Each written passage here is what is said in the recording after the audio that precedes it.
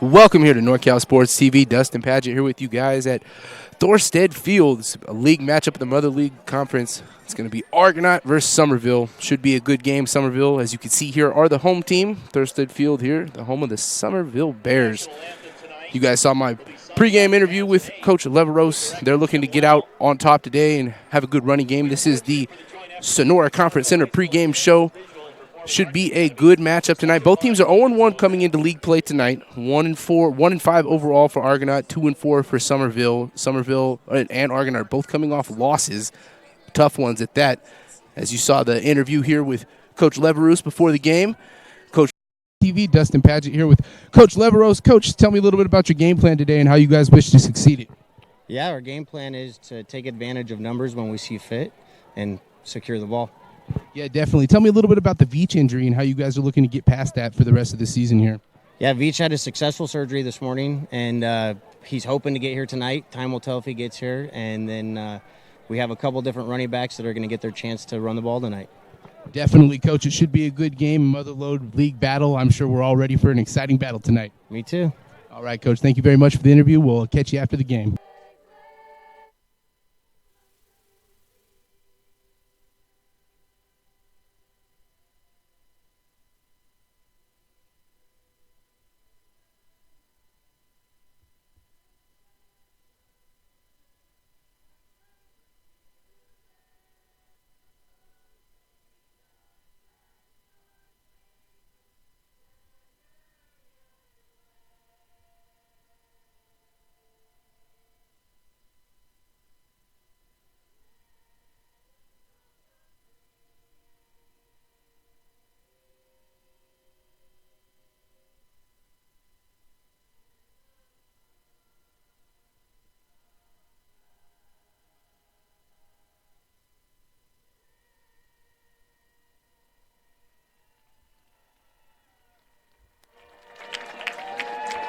Welcome back here. We're going to play the interview here with Tyler Belchey, the offensive lineman. With Tyler Belchey, a dual player here for the Argonaut team. Tyler, tell me a little bit about your guys' game plan today and how you guys wish to succeed it. We plan to go in there and do some smash mouth football, plan to get it done, get the job done, and get our first W of the season. Definitely. You got a couple weeks ago, you got the player of the week and offensively. You guys had a really good game. That was your only win of the season. Tell me a little bit about how you were able to have a good game there and how you guys were able to come out with such a big victory in that one. It was our homecoming game, so I think we were all focused and we were all just wanting to get our first win and just get the job done. And we came out and we executed good. We did both on both sides of the ball, and that's all it. Tell me a little bit about this monster block that you guys have going on and how you were able to get some of those in that game. Monster block stickers, they are stickers that our coach, Whitehoff, gives us, our defensive coach and our offensive line coach. He gives us to them when we get like a big hit, like just anything that's like a good block, and we get to put them on our stickers, and it shows what the meaning of a big hit is to us pretty much. Awesome. Well, we want to wish you the best of luck, and we want to wish you guys the best of luck. This should be a great game. Welcome back here. We're getting ready for the opening kickoff of the game. The Summerville Bears will be receiving. Do want to mention some announcements for Summerville. ASB is doing a Panda Express fundraiser on Halloween. Must mention at checkout that you are there for the Summerville fundraiser. The athletic department would like to thank all of the volunteers working in the snack bar tonight. And thanks to all of the coaches here at Summerville High School for their dedication to the student athletes. Argonaut kicking off from the 40-yard line, and we are about ready to get underway here. Right around 6:15, 6:16 will be the kickoff. A little bit behind schedule here. JV game a little bit longer. And we are underway. Kickoff will be fielded there at the 8-yard line. He's got some space out past the 25. Mark him down at the 26. And Brokini on the return there, and that's a familiar name as we well know he's their starting quarterback. He's also returning kicks. They will have a 1st and 10 at their own 31-yard line as we are underway here on NorCal Sports TV. Want to thank you guys for tuning in. Hope you're having a wonderful Friday evening. Got some good football ahead. And if you're like myself and you like to watch a lot of football, we've got a couple of other games going on our schedule right now. And by all means, feel free to channel surf, hop back and forth, Check us out, all 3 games here on NorCal Sports TV. Slight delay here before the first play, a little bit of confusion. Looks like the confusion was with the officials. And we'll have our first play. It's going to be a run up the gut. Nothing doing there. Maybe back to the line of scrimmage. Caldera there with the run. Second down and 10, Summerville at their own 31. Going to bring up second down and 10. Good first play of defense there. And we should expect a lot of running from both sides here as we spoke to both coaches pregame. That's the game plan. Another run, and that's going to be another loss. And the familiar Tyler Belchie in on the tackle. As we saw on the interview there. Future cousin-in-law of mine. Wish him the best of luck out there tonight, Tyler. That's a good start for him. First tackle was made by Colton Clark. So in 2 plays, the Argonaut defense holding strong. It's going to bring up 3rd and a mile here. See if Brokini can get something going. Quite clearly a throwing situation. But I wouldn't put it past him to run it. 3rd and 12. He's going to be rushed out of the pocket immediately. He's going to have to run it. It's going to end up well short there. Give him about a 4-yard gain. Oh, maybe a late hit out of bounds. Let's see. Nothing doing from the officials. He was right there on top of it. Looked like they just tangled their feet up a bit. And that's going to bring up a 4th down and 7, and that's going to be a 3-and-out here for the Bears on their first drive of the game. We see on the replay here, Brokini is very mobile, was able to get out of the pocket and turn what could have been a large loss into a 4-yard gain. And as you see, he fell down there at the end. That was close. It was very close. If there was a little bit more contact, they might have called that a personal foul. Late hit out of bounds. 4th and 7. We're going to get the punt. Nobody back to receive it, however. And the punt takes an Argonaut bounce, and it's going to be down at about the 40-yard line. Down at the Argonaut 40 by Daniel Braxton downs him there, and that's going to be a quick 3-and-out there for the Bears. Exactly what Argonaut was looking for. The Mustangs coming in here, 1-5 on the season. They got their only win on homecoming night a couple weeks ago. Last week, they're coming off a big loss to Sonora. That was their first league game. And as we well know, Sonora, we've seen them fumble, balls loose. Recovered by the Mustangs. Recovered by Bo Davis. Bo Davis right on top of it. Second down and 12, Argonaut from their 38. That'll bring up 2nd and 12 on the replay here. The ball just comes out on the handoff. They tried to do a little trickeration. It's actually a play we saw the JV team run at least a few times. I only caught the second half of that game, but that seems to be something that's a staple of their offense on both sides of both squads. Another run up the middle, a little fake. It's going to be a nice tackle there. Maybe a 3-yard gain. Hayes with the run. And Andrews with the tackle. That'll bring up 3rd down and 9. And the Bears are trying to do to the Mustangs what the Mustangs did to the Bears in the first drive, and that would be a 3-and-out. Expect to see some type of throw here. Again on a 3rd and long, but again, with these two teams both being running dominant, you wouldn't be surprised to see a run, and we will get a run. It's going to be up the middle, nothing doing there. A 2-yard gain at the most, and that's going to bring up a 4th down.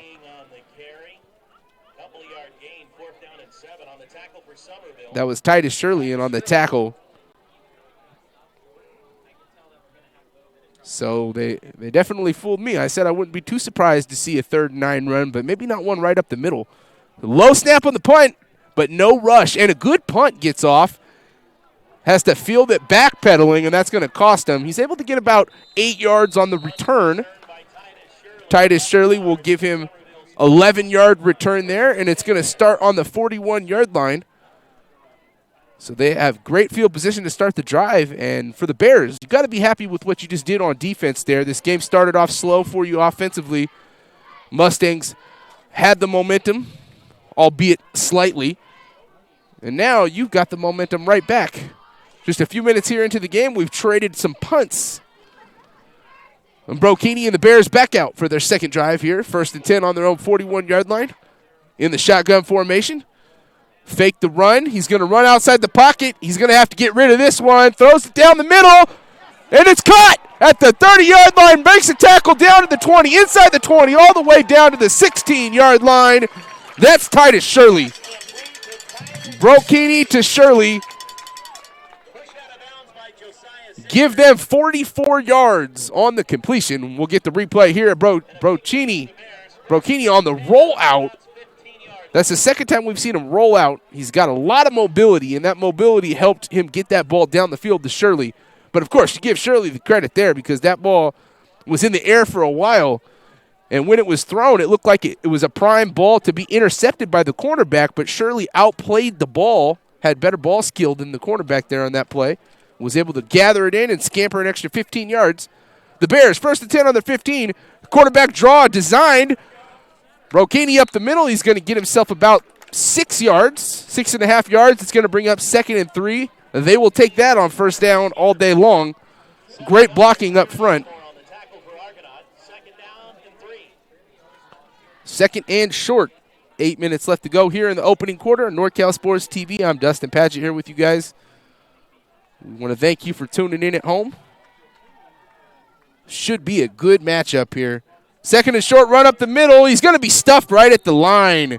Great job for the Mustangs defense, and that's going to bring up 3rd and 3. Caldera, give him about a half a yard there, maybe. Hayes in on the tackle. And 3rd down and short, likely going to see another running situation here. The Bears love to run it. But Brokini, he can get outside and get the job done. Don't put it past him. 3rd and 3. Snap to Brokini. He rolls out. He's looking for a run, and he gets by the guy. Oh, we're going to get a holding penalty. Brokini gets him down to about the 1.5. Gets off of a tackle there. Does a good job, but we are going to get a penalty. And there's a fumble, and it's recovered by Argonaut, Josiah Sanders, and that should be a legal block in the back. It will be. That's going to be declined, and that's going to be Argonaut's football. Let's see that again.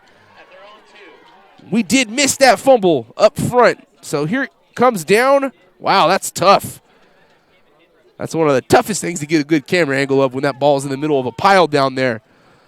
So that was a huge blow for the Bears. What would have been a penalty would have put them back at 3rd and long, but they would have been in field goal range. Instead, a turnover, and the Mustangs get the ball on their own 1-yard line. A 99-yard field ahead. Let's see what they can do. A run up the middle. Going to gain about a yard, maybe a yard and a half. 2nd and long. Sanders on the run. Gavin Andrews, the second time we've called his name. That was Josiah Sanders on the ground there. 2nd and 8. They'll give him 2. What a turn of events here in the early going. The Bears were heading in for a touchdown. Fumble the ball on the goal line. Run up the middle. Good run there. Good burst, and it's going to bring him up near a 1st down. He'll be about 2 yards short. Andre King for a 6-yard run. It's going to bring up 3rd and 2. We have not seen the Mustangs throw the ball here yet. And on a 3rd and short, you don't expect to see that happen here either. So if you're the Bears defense, what you need to do here is bring 8 men in the box and play the run right up the gut, because that's likely going to be what you're going to see. Now the question is, are you going to win the battle of the line up front or not? We'll find out. A pitch right up the middle, and he breaks off a tackle, and he gets the 1st down. What a run there. Jesua Sanders for just a 3-yard gain, but that was a big one. He was stopped in the backfield briefly. It would have been 4th down, but he breaks off that tackle and gets that extra yard needed, as you see on the replay here. Right there, was stiffed in the backfield, but was able to get that extra yard. Great run there for Sanders.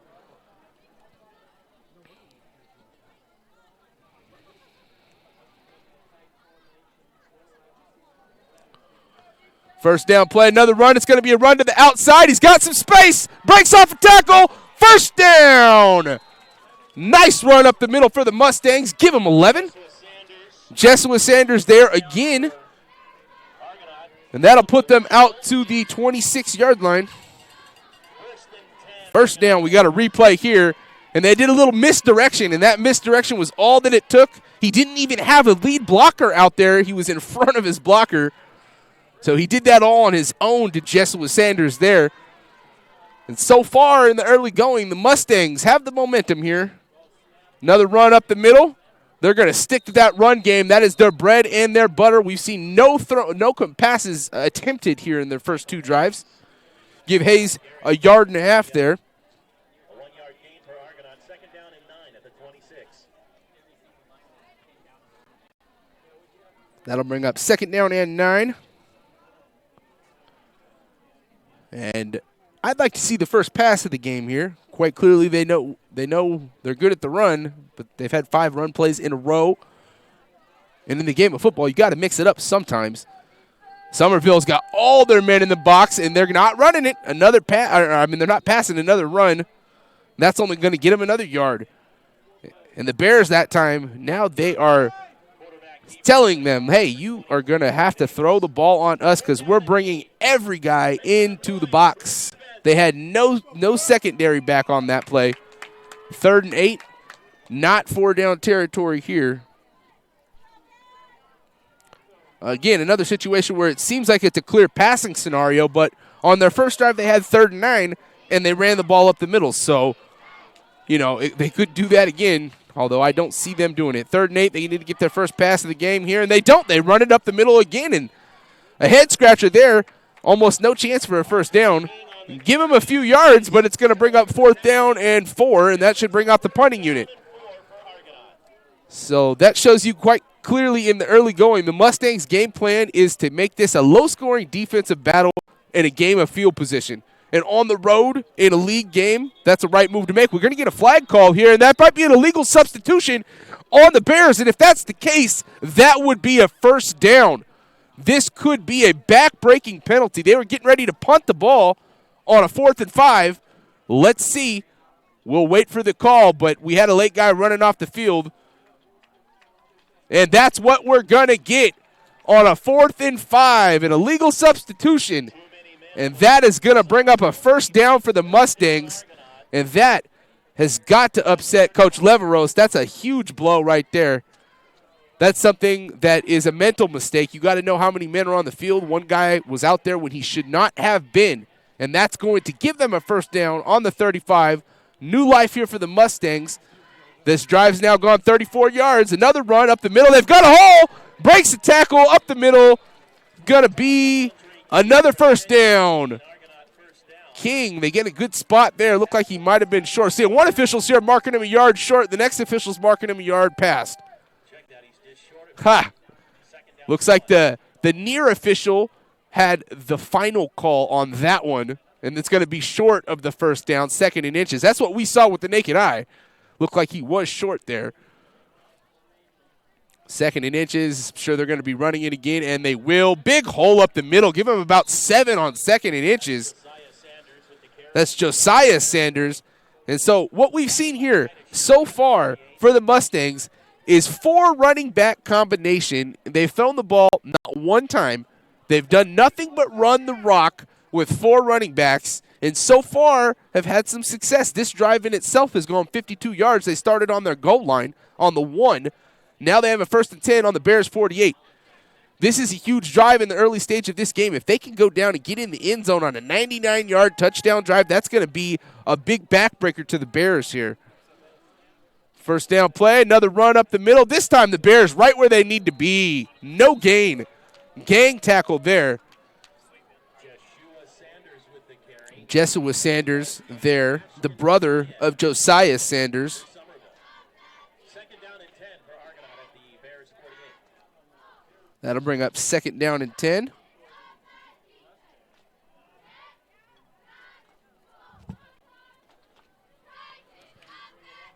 Quick first quarter we've had here, no score. Down to the final 90 seconds of the opening quarter. The 2nd and 10 is going to be another run, and that is not going to get the job done. No gain. And that's going to bring up 3rd and 10. And now let's see if they throw the ball. On 3rd and 10, you would think so, but their last 2 3rd and long plays, they did not go to the throw. This is Bo Davis, quarterback out there. Let's make some noise for the defense. 3rd and 10. Big play here. Could be our final play of the quarter, especially with the slow huddle we're seeing, depending on if it's an incomplete pass or not. 3rd and 10. Big play here for the Bears defense. Going to be another run. Oh, a fake, a reverse. He's got some field. He cuts it back up the middle for the first down. What a run there. Excellently designed play call from Coach Davis on a 3rd and 10. And now we're wondering if they're going to be throwing the ball at all in this game. Very well may not. We'll see the replay here, and this was perfectly designed. They pitch it to the right. They have the reverse with the wide receiver here. Perfectly done. King does his job. That's Sanders, Josiah Sanders with the first down run. Great blocking up front. He could have gone outside, but decides to cut it back up the middle and was able to get the first down. Run up the middle. Good gainer there. Breaks off a tackle. Give him about 6 on first down. Exactly what they're looking to see, and that'll be our final play of the first quarter. Well, we have a moment here. I'd like to thank some of our sponsors.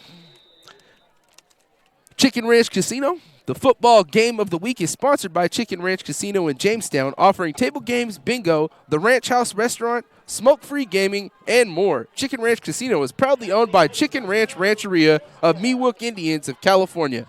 Visit chickenranchcasino.com for info.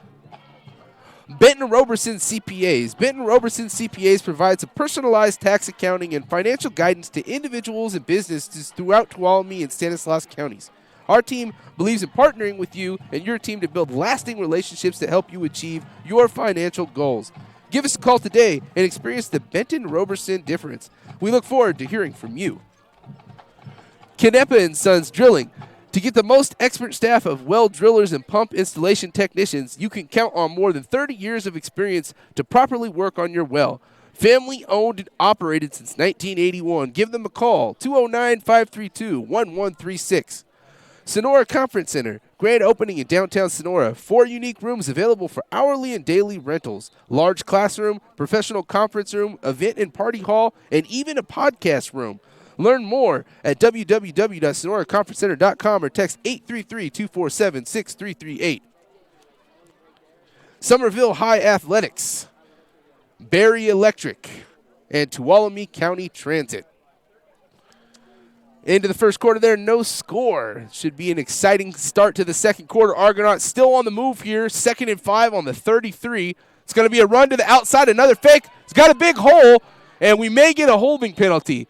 For the moment, put him down on the 29. He'll be about a yard short of the first down, but pending the flag, very well may be a hold on the offensive line where that flag was thrown.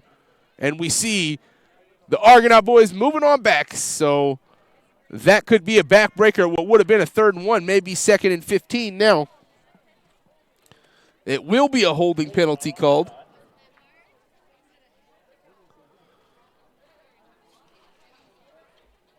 And that's going to bring up 2nd and 16 on the 45-yard line.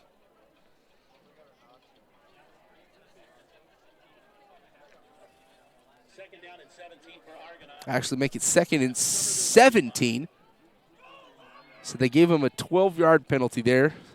Spot foul. Run up the middle again. They get the penalty yards back and then some. It's going to bring up 3rd and 9. Maybe in 4-down territory here. You're too short to punt it and too long to kick a field goal. So you feasibly may have 2 plays to get 12 yards here. We're going to get a timeout called, the first of the game here for the Mustangs. Pretty big spot, very big drive. It's a 3rd and long. And that's probably what they're discussing right now in the sideline is, yes, it's 3rd down and it's long, but you might have 4-down plays here to get this. While we do have a moment, we'd like to talk about our next week in athletics here for Summerville. Volleyball will be home Tuesday versus Argonaut and Thursday versus Calaveras with game times at 4, 5, and 6. And football will be there home again versus Amador this upcoming week. Be there to support our Bears. Boost the Boosters campaign. All you fans out there, the Boosters need you. The next meeting is December 2nd from 7 to 8 in our staff lounge.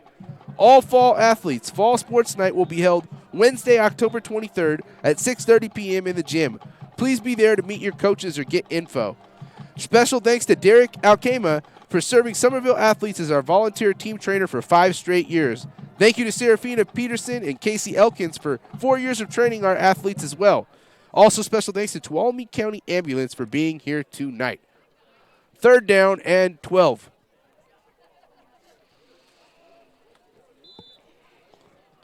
See what they design out of the timeout. Let's see if this is their first pass of the game. I feel like it very well might be, but we'll see. It will not be. It's going to be a pitch with 3 lead blockers. Cuts back, breaks a tackle, fights for some extra yards. Let's see where they spot him. Might be about a yard short, but what a run there. That's going to bring up 4th and 1, and quite clearly they're going to go for it. They've been winning the line of scrimmage battle here in the early going. So I expect them to run it again. We haven't seen one throw on their side of the rock all game long. What a run there. And a cutback to breaks off a tackle at the beginning, and then he fights forward for an extra couple of yards. That run had a little bit of everything in it. That was Andre King. 4th and 1 up the middle, and they're going to get the first down and then some. Give him about 2.5, 3 yards. And the Mustangs moving the sticks. What a drive we've seen here. They've taken 7 minutes off the clock, and they've gone 74 yards from their own 1-yard line all the way down to the 26 of the Bears. However, if you're the Bears, you haven't given it up yet. And this is clearly a really long field goal, so if you give up no more yards and you can stop them on this set of downs, you could still get this ball back. Run up the middle to King, a pitch, and he gets about 4 yards. Good job from the blocking right up front. The Mustangs are really winning the battle at the front of the line. Doing a good job here. And that's going to bring up 2nd and 5. They'll actually give him 5 right there. We'll see it on the replay. He goes right up the middle, right in front of his blockers. There's actually a great block there from Belchie. Doing a good job. Well, I can see why he is one of their offensive players to shine on. 2nd and 5. Here comes the run. And it's going to give him about 3-4 yards. Depending on the spot, it's going to be very close to a first down. Just short, I believe, but they may actually get a measurement on this one. That's what we're seeing. He's asking both sides, and they're going to give it 3rd down. 3rd down and about an inch there. If you look at the chains, they're right on top of one another. Quarterback sneak looks likely. No, they're going to pitch it. Start from behind the line a little bit, but that's going to be no worries to give him about a yard and a half, but they only needed an inch.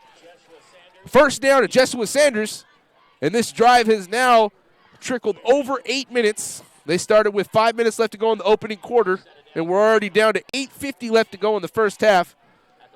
The Summerville Bears have only had 2 offensive possessions here in the early going.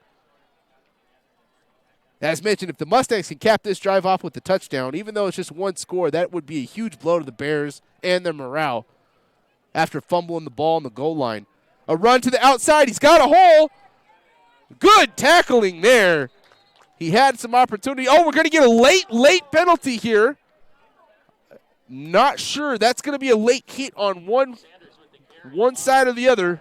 We'll let them call it. Definitely a late hit with when it was thrown, though. And it might have been on the Bears, but let's not speculate until we get the official rule. Argonaut's moving backwards. Personal foul on Argonaut. And that is a backbreaker. Let's see if we can get the idea of where the personal foul come from. It was right after the play was over. Nope. But that is a huge penalty. What would have been first down is going to bring up a 15-yard penalty. There's a fuller look of this. So it was right after the end of the play. It's right there. We saw that 53 with the late hit there. That was a good angle for us. That was Max Todden with the personal foul. And that's going to bring up Second down and 25, it looks like. Yes, second and 25. But they're discussing right now because there was some yards gained there. So they lost the down and they gave him the penalty yards.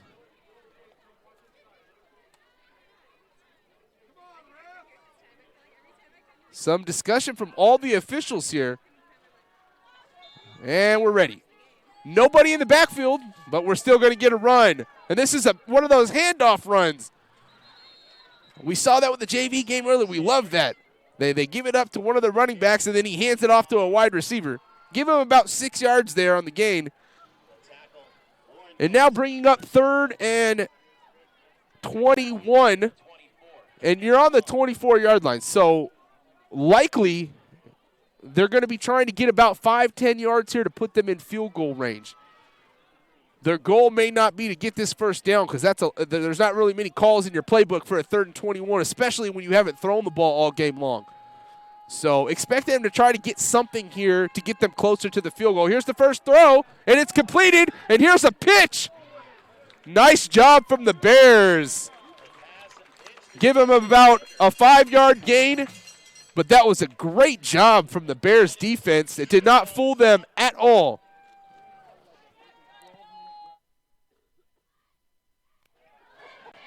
That's going to bring up 4th and 16 here. And we will get a field goal attempt, but this is a long one. This is a 38-yarder. This is no slouch. This would be huge for both sides. Let's see what happens. Snap down, kick up, and it's short. It will not have enough leg, and that is going to be a missed field goal, and the Bears stiffen up at the back end there. As I mentioned, going into that set of downs, they still had an opportunity to stop them, and they do. So a 75-yard drive all for naught there.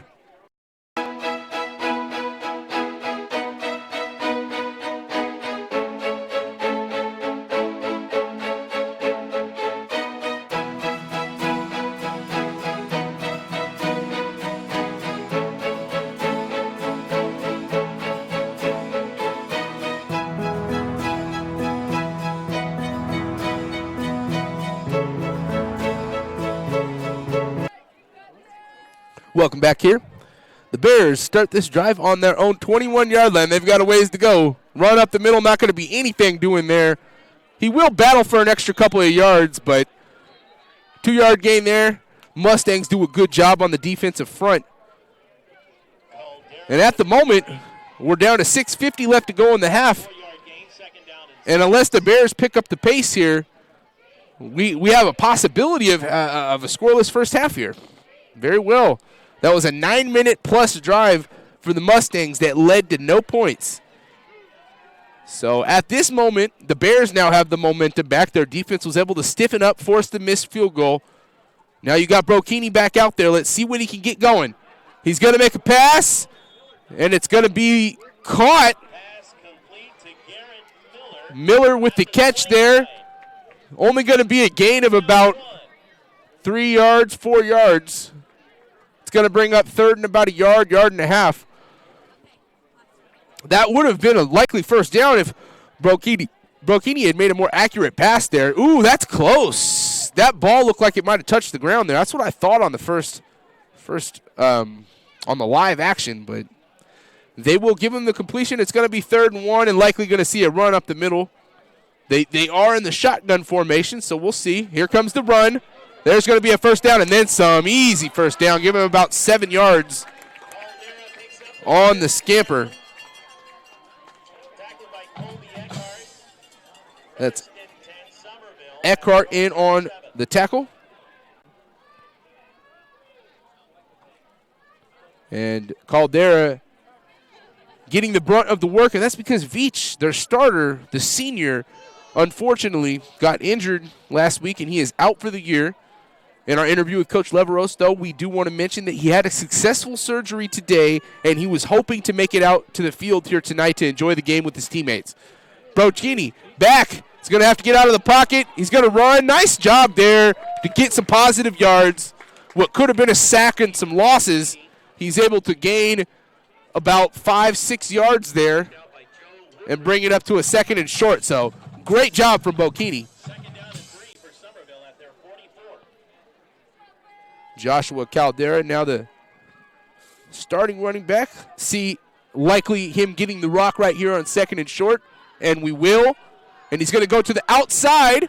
He's got a little bit of room there, and he gets the first down. Good eyesight there from Caldera. On 2nd and 3, give him 5, and he'll have the first down. And they'll cross into Mustangs territory. 1st and 10 on the 49 of the Mustangs. Before going into Argonaut territory, first down. Both teams have 2 timeouts left, and we're only at 4:45 in the half here. Bears would love to drain the rest of this clock and get in the end zone and take a 7-0 lead into the half. On the other side of the ball, the Mustangs just want to stop them here. Try to keep this at a 0-0 tie. Probably going to get another run, and we will. There's Caldera. Good job there for the Mustangs. 2 yards, 2.5 yards up the middle. Bring up 2nd down. For 3 yards, 2nd down and 7, tackled by Michael Hayes. Hayes in on the tackle. Another good tackle from him there. 46.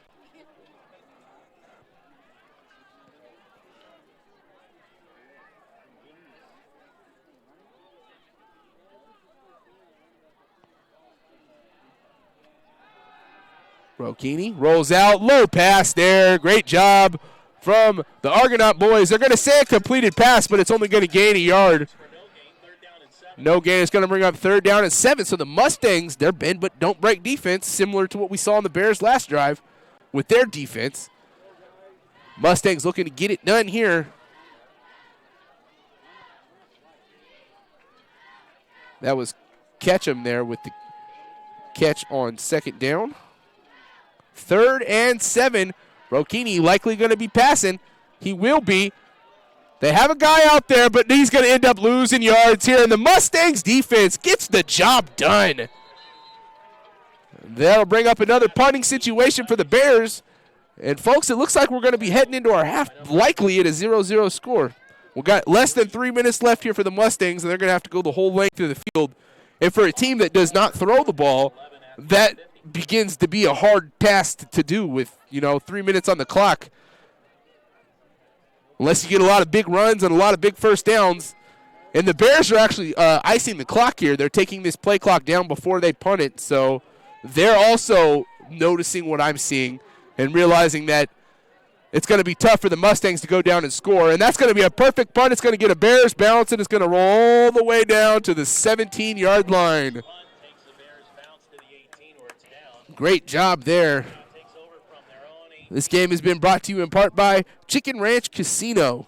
Football Game of the Week is proud sponsor of the Football Game of the Week. Visit chickenranchcasino.com for info. Benton Robertson CPA serving Tuolumne and Stanislaus counties.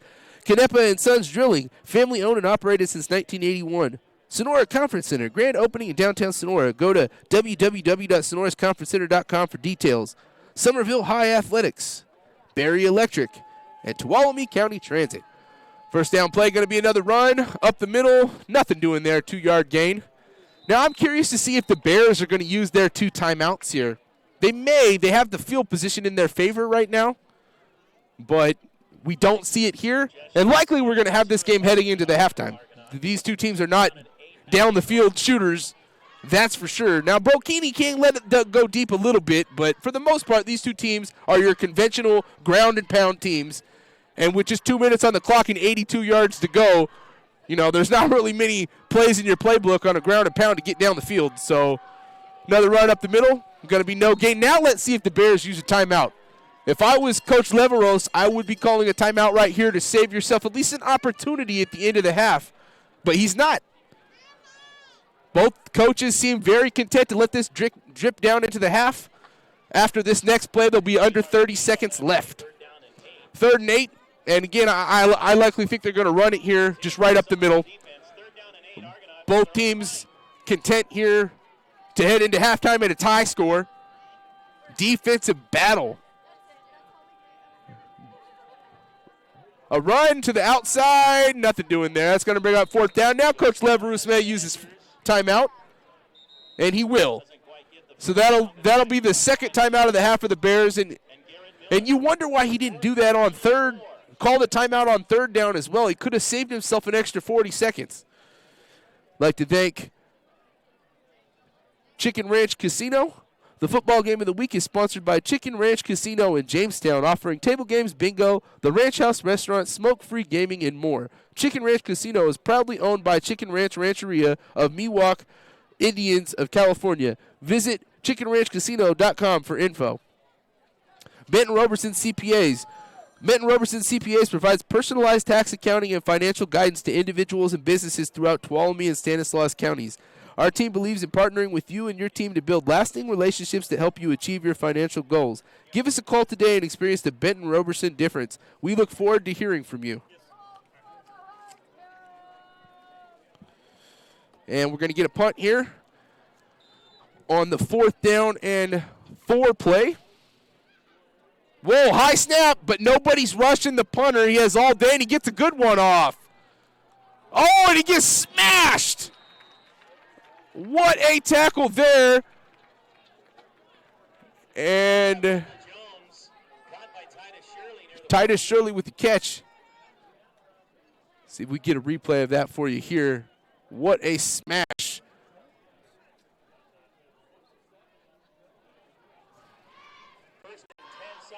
Here's the replay. Oh, yeah. Right in on that. That was Garrett Elmore with the stomp. So the Bears will have it in positive field position on the 49 of the Mustangs, but only one timeout and less than a minute left. And the field goal situation is bleak. They have not attempted a field goal all year round. So don't expect the Bears to be a field goal kicker here. In fact, they're probably just likely going to take it into the half.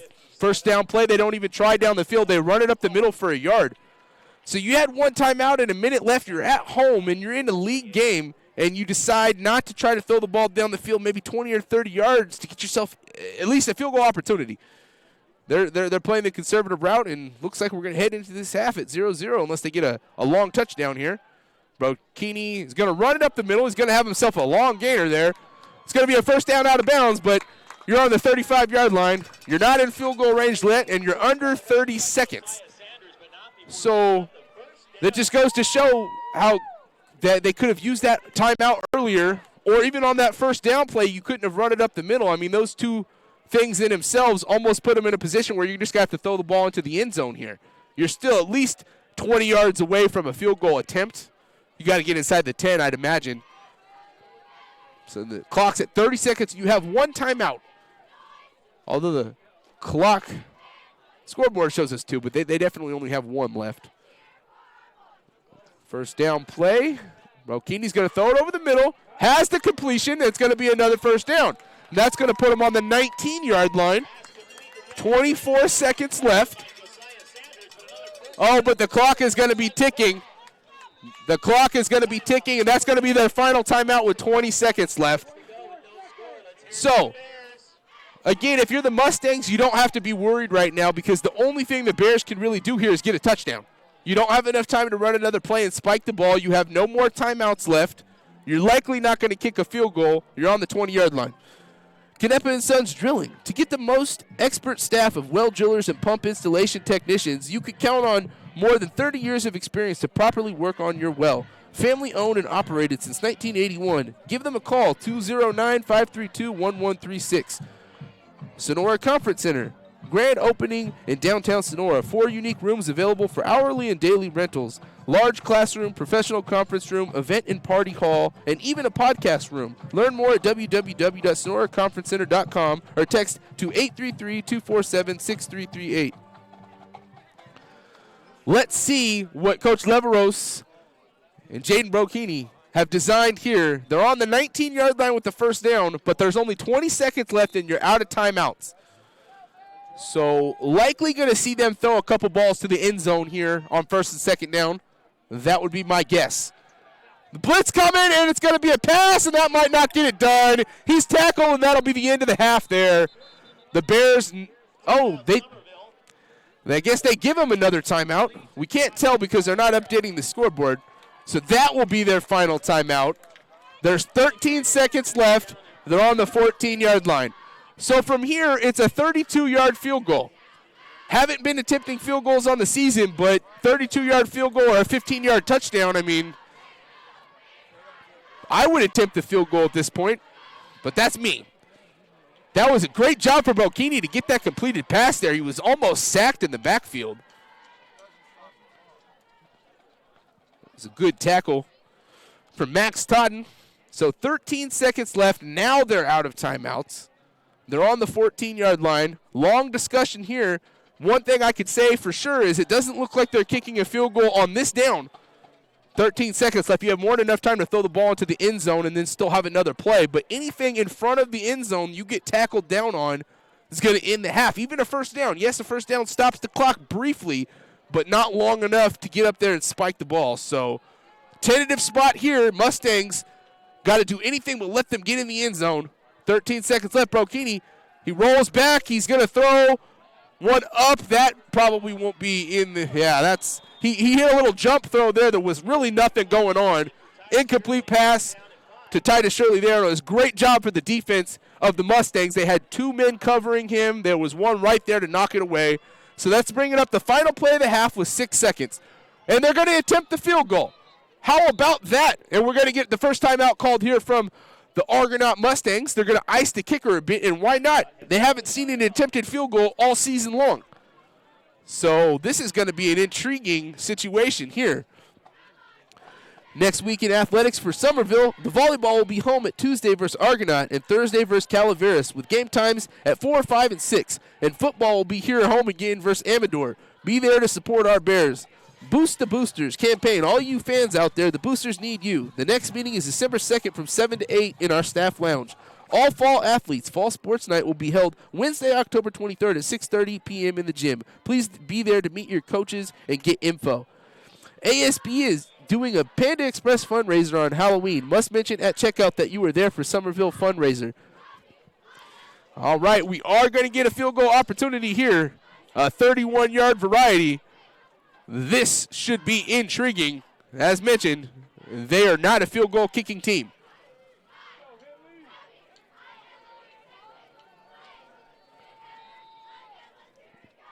Final play of the half. Will the Bears take the lead? Low snap, and I'm going to say no, sir. He's going to roll out, and he's going to go down. So the Mustangs defense gets the job done. The Bears fall a little short. And we are going to head into our half, folks.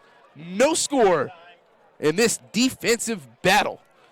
While we have a quick break before we go to our halftime show, we would like to thank Chicken Ranch Casino, the proud sponsor of the football game of the week. Visit chickenranchcasino.com for info.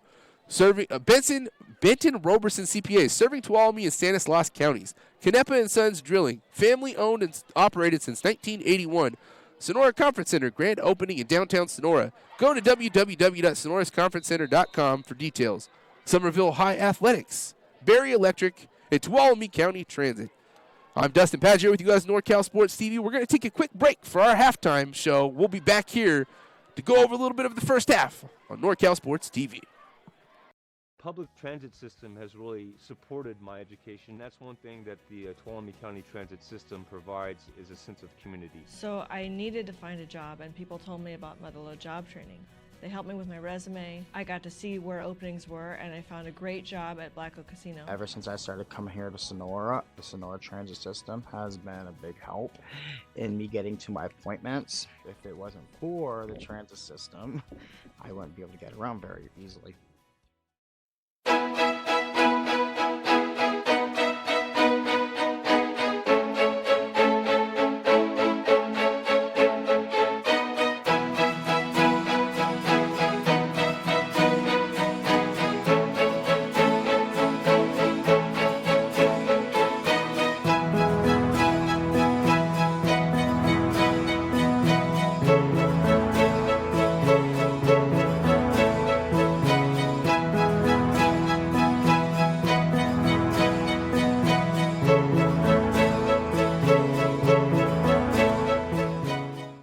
Public transit system has really supported my education. That's one thing that the Tuolumne County Transit System provides is a sense of community. So I needed to find a job, and people told me about Motherlode job training. They helped me with my resume. I got to see where openings were, and I found a great job at Black Oak Casino. Ever since I started coming here to Sonora, the Sonora transit system has been a big help in me getting to my appointments. If it wasn't for the transit system, I wouldn't be able to get around very easily.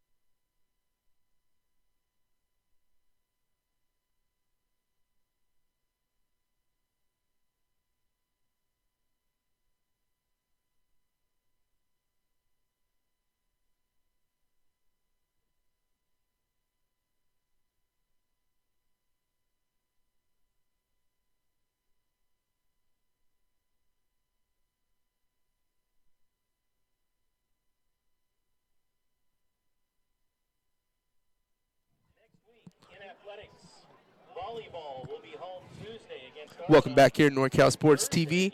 We did a little quick pregame interview with Coach Andrew Stevens, assistant coach for Argonaut. We're going to play that out for you guys here. NorCal Sports TV, Dustin Padgett here with Coach Andrew Stevens. Coach, tell me a little bit about your all's game plan today and how you guys wish to succeed.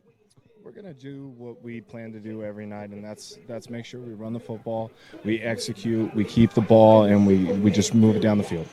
You guys got a road game here, and it's a league game. Clearly, this is a nice atmosphere in the air. It's going to be a tough matchup here for you guys. What do you guys expect to do to slow down the Summerville's running game, especially? It's a great atmosphere up here. We love playing up here up here at Summerville, and I think what we're going to do is just make sure we tackle well, make sure we do the things that we teach all week technique-wise. Definitely. I expect this to be a very close battle, and I wish you guys the best of luck, and we hope you guys have a good game here today, Coach. All right, thank you so much. Welcome back here. As you saw, Coach Stevens was right on point. He expected this to be a battle of the ground game, and in the first half, that's exactly what we saw. No score as you see here in the halftime, but that wasn't the whole story of the first half. Clearly, it was a defensive battle, but Summerville Bears had their opportunities in the second drive of the game, the first quarter. They were down in the red zone. They had a 3rd down and 3 play. Brokini scrambled to the outside, got the first down. There was a flag on the play, which ended up not mattering because he fumbled the ball right before he got into the end zone, recovered by Argonaut, and Argonaut ended up taking that ball from the 1-yard line, 76 yards all the way to the other end of the field, 9 minutes and 20 seconds off the clock, but were unable to put points on the board, did miss a field goal. And then again, at the end of the first half, the Summerville Bears had their opportunity again to get into the end zone, but ran out of time, and it goes to show the time of possession. Argonaut really has dominated that here in the first half. They also had another longer drive later in the second quarter, so in total they've almost doubled them up on the time of possession, and that caused the Bears at the end of that half to run just a few seconds short. They had to try to attempt a 32-yard field goal that ended up not even getting off the kicker's foot. Bad snap ended up making it to be an end of a half play. No score at the half. The Argonaut Mustangs will be getting the ball to start the second half, and I feel like their game plan is going to be similar. They've been running the ball with ease. They've had a lot of success on the ground. They're not really throwing the ball much. They only had 1 completed pass and 1 pass attempt. So expect them to try to keep running the ball with ease and running the clock. The clock is going to be their best friend here in the second half. They've already dominated the time of possession. If they could do so again, that would be great for them.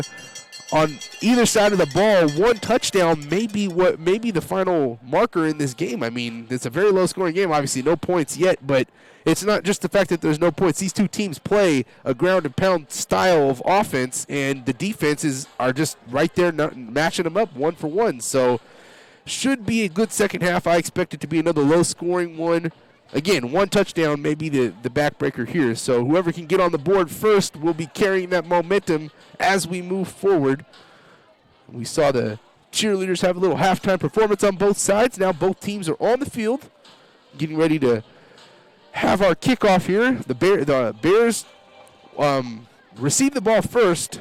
Argonaut actually won the toss and deferred, and that was smart because it didn't hurt them. They got a 3-and-out immediately, and now they're getting the ball to start the second half in a tie game. When you're on the road in a league game, you can't ask for much more than to be at the half in a tie game, and you're getting the ball to start the third quarter. It should be a good one. Coach Leveros really hopes his boys can come out here and put that first half behind him. You know, being at home, being the team with the better record, being the team that has a little bit more experience, they're expecting to be playing a little bit better than they are right now. They've scored no points. They've done great defensively. They've held Argonaut to nothing, but they've had their opportunities offensively. A big turnover from Bocchini, and also at the end of the half, like I said, they ran out of time. A little bit of a mismanagement of the clock there. They used their timeouts at the back end of the half when they had the ball instead of defensively to save themselves a little bit more time. So let's see here in the second half if they shore up those mental errors and try to come out on top and get things where they want them to be here in the second half. While we have a moment here before the second half starts, we'd like to thank Chicken Ranch Casino. This game has been brought to you in part by Chicken Ranch Casino, proud sponsor of the football game of the week. Visit chickenranchcasino.com for info. Ben Roberson CPAs, serving Tuolumne and Stanislaus counties. Canepa & Sons Drilling, family owned and operated since 1981. Sonora Conference Center, grand opening in downtown Sonora. Go to www.sonoraconferencecenter.com for details. Summerville High Athletics, Berry Electric, and Tuolumne County Transit. Second half will be underway here shortly. Again, the Bears will be kicking off, so if you're the Argonaut Mustangs, you would love to go down and put some points on the board and run some more clock, which you've been doing very well all game long. As far as the stat line goes here, there's really not much to tell you. Defensively, we've had quite a few defensive stars out there, a lot of multiple tacklers, but offensively, there's been nobody really doing too much. We've had a decent running game from the Mustangs, but they have 4 running backs, so not one guy in particular standing out for them, but they've done a good job. And if you would have told Coach Davis going into this game that they would be tied at halftime, no score, they probably would be very happy with that. So at this point in time, if you had to give the momentum either side, I would say it's with Argonaut. Summerville Bears would likely say that they should have some points on the board, with the fumble in the red zone, and then the end of the half running out of time on the clock situation was not exactly what they were looking for. And again, this is a huge game for both of these teams. This is the second game of league play, and they're both 0-1. So you're at a point in the season now where if you fall to 0-2 in league, you're going to have a really rough uphill climb to have a chance to even get yourselves back into the thick of things. But if you're at the 1-1 clip, a little bit different.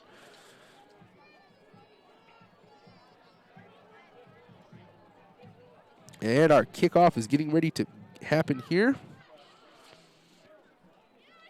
Mustangs out there ready, dancing around. Love to see that. Bears just now taking the field. Let's stand up for the kickoff. They'll be kicking off from their 40-yard line, and you hear the fans getting a little raucous here Friday night out in the woods. It's my first time here at Thorstead Field, and I will tell you, the one thing I noticed is they built this school and this field right in the thick of the woods. Not much around the general area here. Love to see that, though. Kickoff fielded at the 3, taken out past the 20, breaks the tackle out to the 25, to the 30, out to the 33-yard line. Good kickoff return there. Woodruff on the kickoff return, tackled by Gavin Andrews. Joe Woodruff there, and a tackle from Gavin Andrews, and we've called Andrews' name at least 5 times on the tackling, doing himself a good job. But great kickoff return there, what could have been down inside the 20. We see on the replay right here, he says, whoop, see you later. Cuts it to the outside, give him an extra 15 yards that didn't have to be gained. 1st and 10 on the 33. Davis hands it off, run to the outside. He has Tyler Belchey out there leading on blocking. And we're going to get about a 3-yard gain, and there's going to be a flag thrown. Sanders with the carry, tackled by Gavin Andrews. Likely a hold.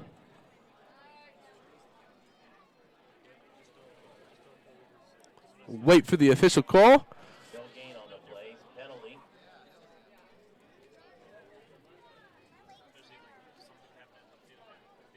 Holding. It's Argonaut. And that will be a holding. It's going to bring up 1st and 20. It's not the way that the Mustangs wanted to start the half there with that penalty.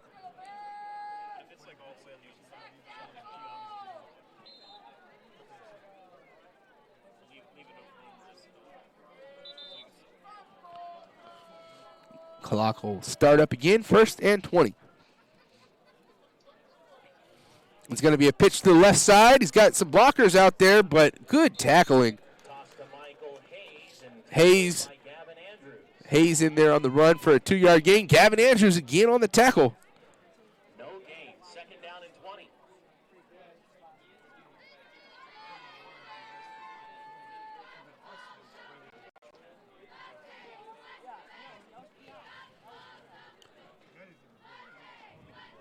Second and 20. And see if they get the ball in the air here in the next couple of plays.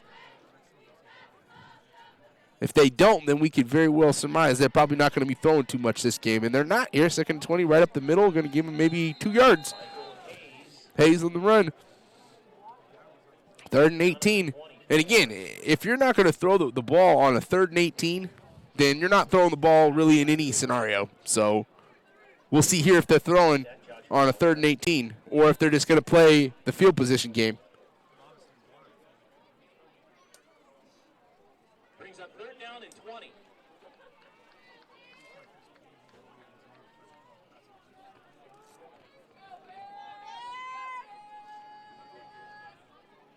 And we're going to get another run to the opposite side. Nothing much doing there. Maybe a yard gain, and that's going to bring a 4th down up, and a great job there from the Bears defense. Stiffen up nicely to start the 3rd quarter. And now they're going to grab the momentum immediately. They actually go 9 yards backwards there, do the Mustang. It's going to bring up 4th and 19. They had faked the pass on that one. Nice punt again, though. See where? Oh, it's a bad bounce for the Argonaut Mustangs all the way back to the 31-yard line. Oh, no. That'll be a net punt of only 11 yards. That ball bounced about 15 yards back the other direction, and all of a sudden the Bears now with great field position, almost as if that was a turnover.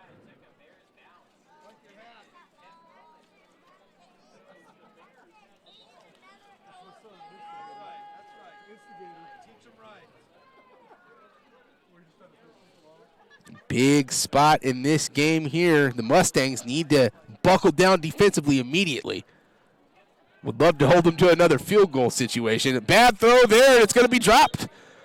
Brokini, that's the 4th throw we've seen from him, almost exactly the same. They have a little rollout in the flat, and he's throwing this little duck snorter, a little soft throw, and every one of them has been low. A couple of them were caught, but you think for Brokini, he wants to put some more muscle into that ball because he's got his receiver right there. Those are usually easily completed passes. Granted, might not get you much gain, but instead of a completed pass, it's going to be incomplete. It's going to be 2nd and 10. The Bears will take that all day on 1st down because this is a big drive. And we well know they're not much of a field goal kicker. Handoff up the middle. Caldera's going to get smashed in the backfield, knocked down for a 4-yard loss. And the Bears offensively are just scratching their heads here tonight, folks. They really cannot get any type of momentum going. They've had a couple of decent plays, but for the most part, offensively, the Mustangs have actually looked a little bit better than the Bears. But so far in this 3rd quarter, neither team is moving forward. Mustangs move 9 back so far. The Bears move 4 back. 3rd and 14. He's going to throw it over the middle. Low throw. Incomplete. And he had his man at the sticks for a 1st down. Now that is a backbreaker there for the Bears and Brokini. His guy was wide open. I mean, he had a guy near him, but that was should have been an easily thrown and caught ball. Would have been either a 1st down or he might have been a yard short. But that throw, as you see, duck snorts into the ground about 2 inches in front of his receiver. It's going to bring up 4th and 14, and you're in no man's land. You're on the 35-yard line, so you can't really punt the ball. I mean, what are you going to try to pooch it 15 yards? You can't kick a field goal. You got nobody kicking a 52-yard field goal. So what do? You go for it. That's your only choice. 4th and 14, he rolls out. He's going to jump throw again, and it's going to be incomplete. Great job from the Mustangs defense. That's Joe Woodruff there covering him in the secondary, and that was good pressure up the middle. And that will be a turnover on downs, and the Mustangs will take over at their own 35-yard line. So a huge momentum shift right there. We've had 2 momentum shifts here in the first 3 minutes of this half. 9:34 left to go.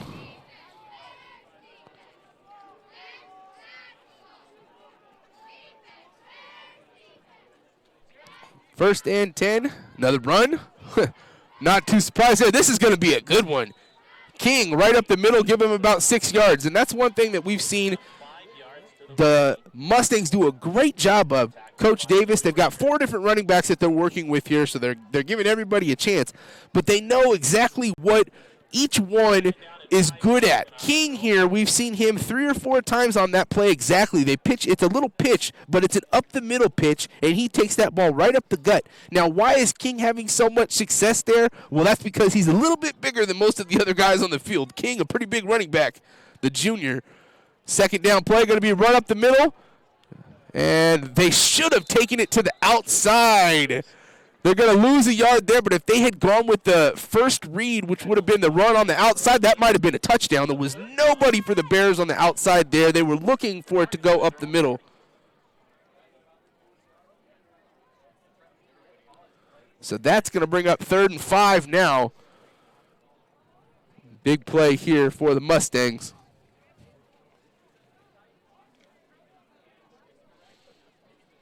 .8:20 left to go in the 3rd quarter.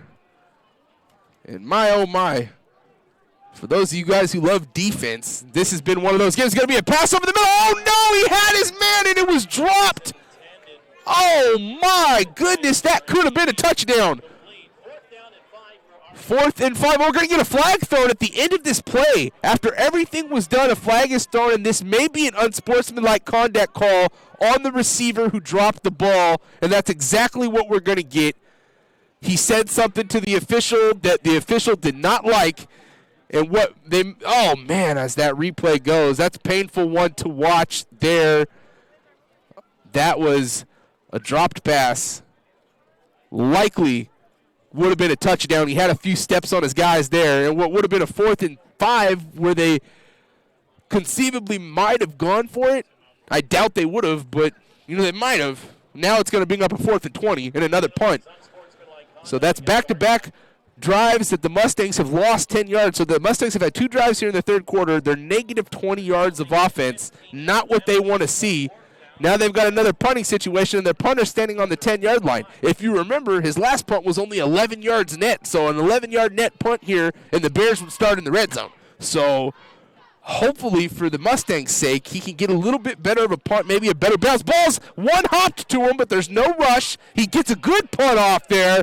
It's going to bounce past the Summerville guy. He fields it, has some space on the outside. Not much doing there, though. Tackled on the 44-yard, then we're going to get a flag, and that may be a holding penalty on the Bears. Titus Shirley with the return gets out to about the 46-yard line, give him a 6-yard return, but that was a great punt. A 53-yard punt, a 47-yard net pending on the penalty. A night and day difference from his last punt. We can tell you that, and that will be a holding penalty on the Bears. So with the penalty, personal foul, helmet to helmet. How about that? So that's going to turn that into a 62-yard net punt if you count the penalty. Wow. I mean, for at the high school level, you don't expect to see 50-yard punts. We got one of those there, and they're going to get 15 more yards on the penalty. So a 62-yard change of field position, and the Mustangs can grab some momentum there. Even though they did nothing on the offensive side, now they've flipped the defensive side to put them in a better light. First down play going to be a run to Caldera to the outside. Nothing doing there. What a tackle. Comes up and smashes him. Jeshua Sanders says, no, sir, not today, Caldera. 1-yard gain. He's going to bring up 2nd and 9. We're at the halfway point, just about here in the 3rd quarter. Still no score. And as I said, coming into this half, it felt like one score may be the way this game unfolds. And the more that this half is playing, I very well see that happening. I could see this being 0-0 going into overtime maybe, but we'll have to see. Lots of football left to play. You never know, they could put up a bunch of touchdowns in a matter of plays. That's the game of football. Run up the middle there, nothing doing, another 1-yard gain. And so far, both defenses have really shown up to play tonight. Overall, Mustangs and the Argonaut playing just a little bit better, though. Really going over the top. They're on the road. That's why I say I feel like they're playing a little bit better. If you had to say which team was favored coming in tonight, it probably would have been the Summerville Bears. They've got a better record. They're at home. Probably expected to win, but so far, really doing nothing offensively. Not even slightest. 3rd and 8. Bad snap. Brocchini's got pressure up the middle. Low throw. That'll bring up 4th down. Another 3 and out, and the Mustangs defense gets the job done yet again. That play was doomed from the start with the bad snap to Brocchini, and he had 2 guys rushing him and just had to throw it over the middle. Now, I will say that was one of his better thrown balls. He didn't really duck snort that one out there. He put a little oomph onto it, but a little bit short of his guy. Jeshua Sanders back to receive. And then bring up a 4th and 8 punt. Not going to see any type of fakes here, being they're on their own side of the field. High snap. Short punt. See if they get the bounce. They will get a little bit of a bounce. Oh, no. Stop at the 40-yard line. So give them about a 22-yard net punt. Not exactly what the Bears were looking for. So the Mustangs started their 41. This is their third drive of the third quarter. However, their first two drives have totaled negative 20 yards. The Bears defense knows full well that the only thing the Mustangs are doing is running the ball. We've seen two passes. One was complete, one was dropped. So if you think about it in that light, Davis has been pretty accurate. I mean, when they do ask him to throw the ball, he's putting it where it needs to be. But you may need some more throws here as this game progresses to do something. King up the middle, give him about 4 yards. And of their 4 running backs, he's definitely had the most success tonight, has King. He's a big young man out there, and he really is using his blocking and his size to his advantage. There he goes off for this play. But in my eyes, from what I've seen here from the analyst side, is that I would be giving the ball to King a little bit more than they are already, if not on every play, because until they decide that they can stop him from getting 5 yards every single time, he's really the guy to go to. He is on the sideline here, 2nd and 6. We're going to get a run up the middle, the fake run. And that's going to get the job done, and then some. First down. Give him about 13-yard gain. Josiah Sanders, first down all the way down to the 44 on the cornerbacks. If you've got a quarterback that's not throwing the ball too hard, you want to stick right on your man. You know, if you're close to your man when he throws the ball, that's going to give you more of a chance to jump on it. So after that first time out of the half there for the Mustangs, we are going to get a big 4th and 9 play on the 31-yard line. This is huge here.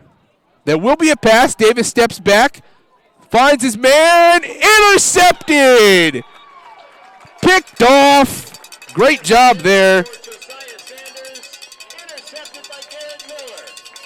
Miller with the interception. And frankly, obviously interceptions are always exciting to watch.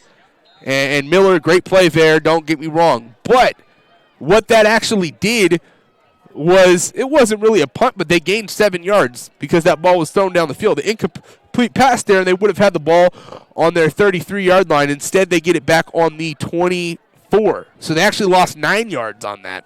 Run up the middle, that's going to do nothing. Right there for the tackle. No gain there.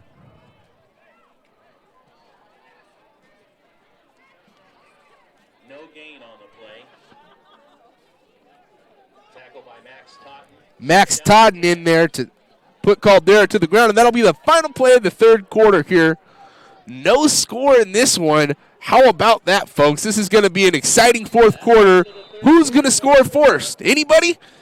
We'll be back here shortly after a quick break on NorCal Sports TV.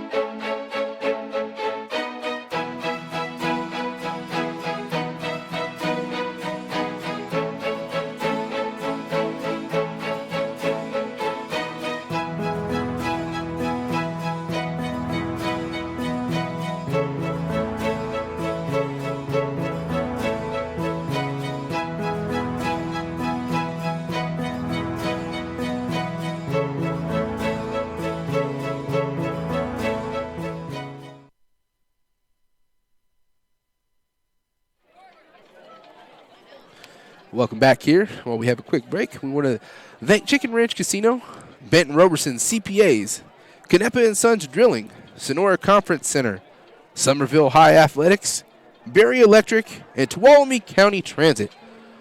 Well, for those of you at home watching, this is an exciting game. Now, you're looking at the score and you're watching, you're not thinking, well, this isn't very exciting, Dustin. Well, I will tell you, it is, because you do not see very many football games going into the fourth quarter at 0-0. In fact, I can't remember the last one that I've watched, whether at the high school, college, professional level. I don't remember the last time I saw a 0-0 game heading into the fourth. So that's something you don't ever see. So in that sense, yes, this is exciting. Both of these defenses are out here showing out tonight. That'll be a holding penalty in the backfield. Oh, Brokini. Oh, wow. 2 more flags come out there. So we've got 3 flags in the play. Brokini breaks off a tackle, hits a guy, lowers his shoulder. They may be getting a personal foul on Brokini for lowering his shoulder there. I don't think it was on the hit on him. There was a hold in the backfield. We saw that there on the replay. Now, right here, that's where they threw the flag while he lowered his shoulder. I think they're going to call that on Brokini because I don't see the defender doing anything wrong there. He didn't hit him with his helmet or anything. If anything, Brokini lowered his helmet into the defender. So we will see what they decide. It's going to be offsetting, so they are calling it on the defense. Going to get the hold on the offense, which we knew. And then we're going to get a personal foul, hit to the head on the defense, so those are going to offset and we're going to redo the play. Let's see that replay again. I definitely disagree with the officials here. You know, sometimes I can be a critical guy on the officials here, but we'll see the hold obvious. That's a hold in the backfield. We got that. Now watch this. Okay, maybe. We'll give it to him. I see that the guy did kind of lower his shoulder. It looked like they both went into each other. So Bears get a break there because that holding penalty was thrown at the beginning of the play in the backfield. It would have been 2nd down and 19. Instead, it's a redo of the play, 2nd and 9. So Bears saved themselves a 10-yard penalty. But also a 20-yard run is nixed as well. 2nd and 9 run up the middle from Caldera, and that's his best run of the game. Close to a 1st down, and they're going to give it to him. Move the sticks on 2nd and 9. He gets exactly 9. And that is the Bears' first down of the second half. That's the Bears' first down since the end of the second quarter. Let's see if they can build off that. They still got a long ways to go here, at least another 40 yards before they can even consider a field goal. 11:20 left to go in this scoreless game. What an exciting one. Both teams looking to get their first league win. They're both 0-1 in the Mother Lode Conference. One of them is going to move to 1-1. One is going to fall to 0-2. Who's it going to be? Brokini rolls out. He's got 2 guys hit him. He's going to go down. Sacked in the backfield. And the Argonaut Mustangs all around that ball. Brokini actually broke off a couple of sacks there in the backfield as I was saying that, but I knew that he was going down because he had 5 defenders there, and eventually the last guy gets him. So we see on the replay here, he's got wheels. He breaks off 1, 2 sacks, 3 sacks, but then the 4th guy gets him down 8 yards in the backfield. It's going to bring up 2nd and a mile, and the Mustangs defense has just been showing out tonight, really making the Bears offense look out of sorts. They've really not had many plays that have been down the field. You know, we're not really used to seeing that for Brokini. We've had a few games with him this year where, 54-yard touchdown scamper. We've seen him throw the ball down the field with ease. He's had 1 ball down the field earlier in this game that was a good throw, but they really haven't been very aggressive. The only aggressiveness we see is on the defensive side. 2nd and 17, he throws to the outside. What a tackle over there. 1-yard gain to Miller, but the tackle was where that play was made. That could have been a big gainer, but Joe Woodruff says, no, sir, not today. 9:45 left to go in the game, and it's 3rd and a mile. Looking like you're in a situation here where you just want to get a few more yards, make your punter in a better spot. 3rd and 15. You don't have many plays in your playbook for that. You haven't really been throwing the ball down the field very well tonight, so see what they do. They might run it. Oh, ball's fumbled. Brokini picks it up and falls down. It's going to lose about 4 more yards there, and it's going to bring up 4th and about 20. And the Mustangs are going to get the ball around the halfway mark of this 4th quarter in a no-score game. If they can take it down, 1 score may do it here. Summerville Bears back to punt. Brian back to punt. Jeshua Sanders back to return it. He's on his 35-yard line, but we have not seen a punt that far from the Bears tonight, and we won't get one here. Going to get a bounce. It's going to be a bad bounce for the Bears. Stops right there at the 37. So good field position for the Mustangs. 8:51 left to go in the game. No score here. While we have a minute, we'd like to thank Chicken Ranch Casino. The football game of the week is sponsored by Chicken Ranch Casino in Jamestown, offering table games, bingo, the Ranch House Restaurant, smoke-free gaming, and more. Chicken Ranch Casino is proudly owned by Chicken Ranch Rancheria and Miwok Indians of California. Visit chickenranchcasino.com for more info. First and 10 on the 37. This is the big drive of the game now as every drive becomes that much more important. A pitch up the middle to King, and he gets the job done, and he takes some guys with him.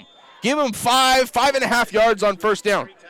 And that's actually Sanders, Jesua Sanders, said King because that's usually the play that they have for him, the pitch right up the middle there. They give it to Sanders there, and he gets 5 yards. They'll take that all day long on first down. And that's the one thing that I've noticed the whole game is that Argonaut really has not had any trouble getting positive yards on the run on first and second downs.